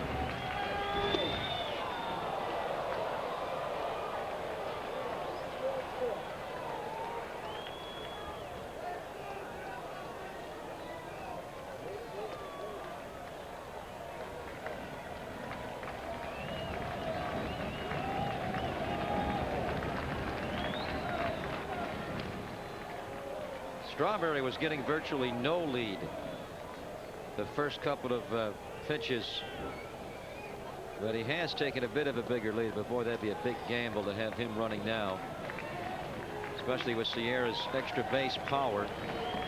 It's not nearly as important. He's not going. 2-2 pitch, grounded to Gates, to Bordick. The A's have swept the New York Yankees. Dennis Eckersley had to work hard, and as you look back on this game, don't forget the importance of Jose Herrera throwing out Mike Stanley early and not allow the Yankees and McDowell to take the early lead. Eckersley picks up the save. A win for Steve Wojciechowski. The A's starting pitchers have won 4 in a row for the first time all year, and the A's as a team have won 4 in a row, and 6 of their last 9. The Yankees, they've lost 5 in a row and 11 of their last 15 games. The Yankees' wild card hopes may be slipping, and for the A's, they feel like they're right back in it. I'll be back with one final thought in a moment. AM/PM's got 239 drinks to choose from. That's something I can appreciate in my life. Card. It's more than a credit card, it's smart money. By your Northern California Lexus dealer, who invites you to test drive a Lexus today. And by Budweiser, the king of beers, who reminds you, friends know when to say when. It took 3 hours and 4 minutes, over 15,000 here. And for those of you that don't like the wild card, boy, it gave us a great game today to watch. A's beat the Yankees 2-1. These two teams trying to make it to the wild card spot. Our Budweiser performer of the day. He didn't play today, but Dave Duncan and the A's pitching staff, kudos from us. The last 4 games, all A's victories, 4-0 with an ERA under 2. Dunk, our Budweiser performer of the game. We're back with one last thought following an A's sweep of the Yankees. From Wojciechowski, Wangert, Corsi, Honeycutt, and Eckersley, and they beat the Yankees today by a score of 2-1. After sweeping the New Yorkers, it's the Boston Red Sox coming in for 4 beginning tomorrow night. Join us at 6:30, Brian Weber in Game Time, and then at 7 o'clock, Steve Oliveros makes his return off the DL. He'll be opposed by Eric Hansen, having a very good year for the Red Sox. The executive producer of A's Baseball on Sports Channel is Mark Schuch, and our coordinator is Larry Myers. Our game produced by Jim Armentrout, directed by Tommy Adza. For Joe Morgan, Greg Papa saying so long from the Oakland Coliseum. The A's get the sweep of the Yankees, winning the day by a score of 2-1. Have a great evening, everybody.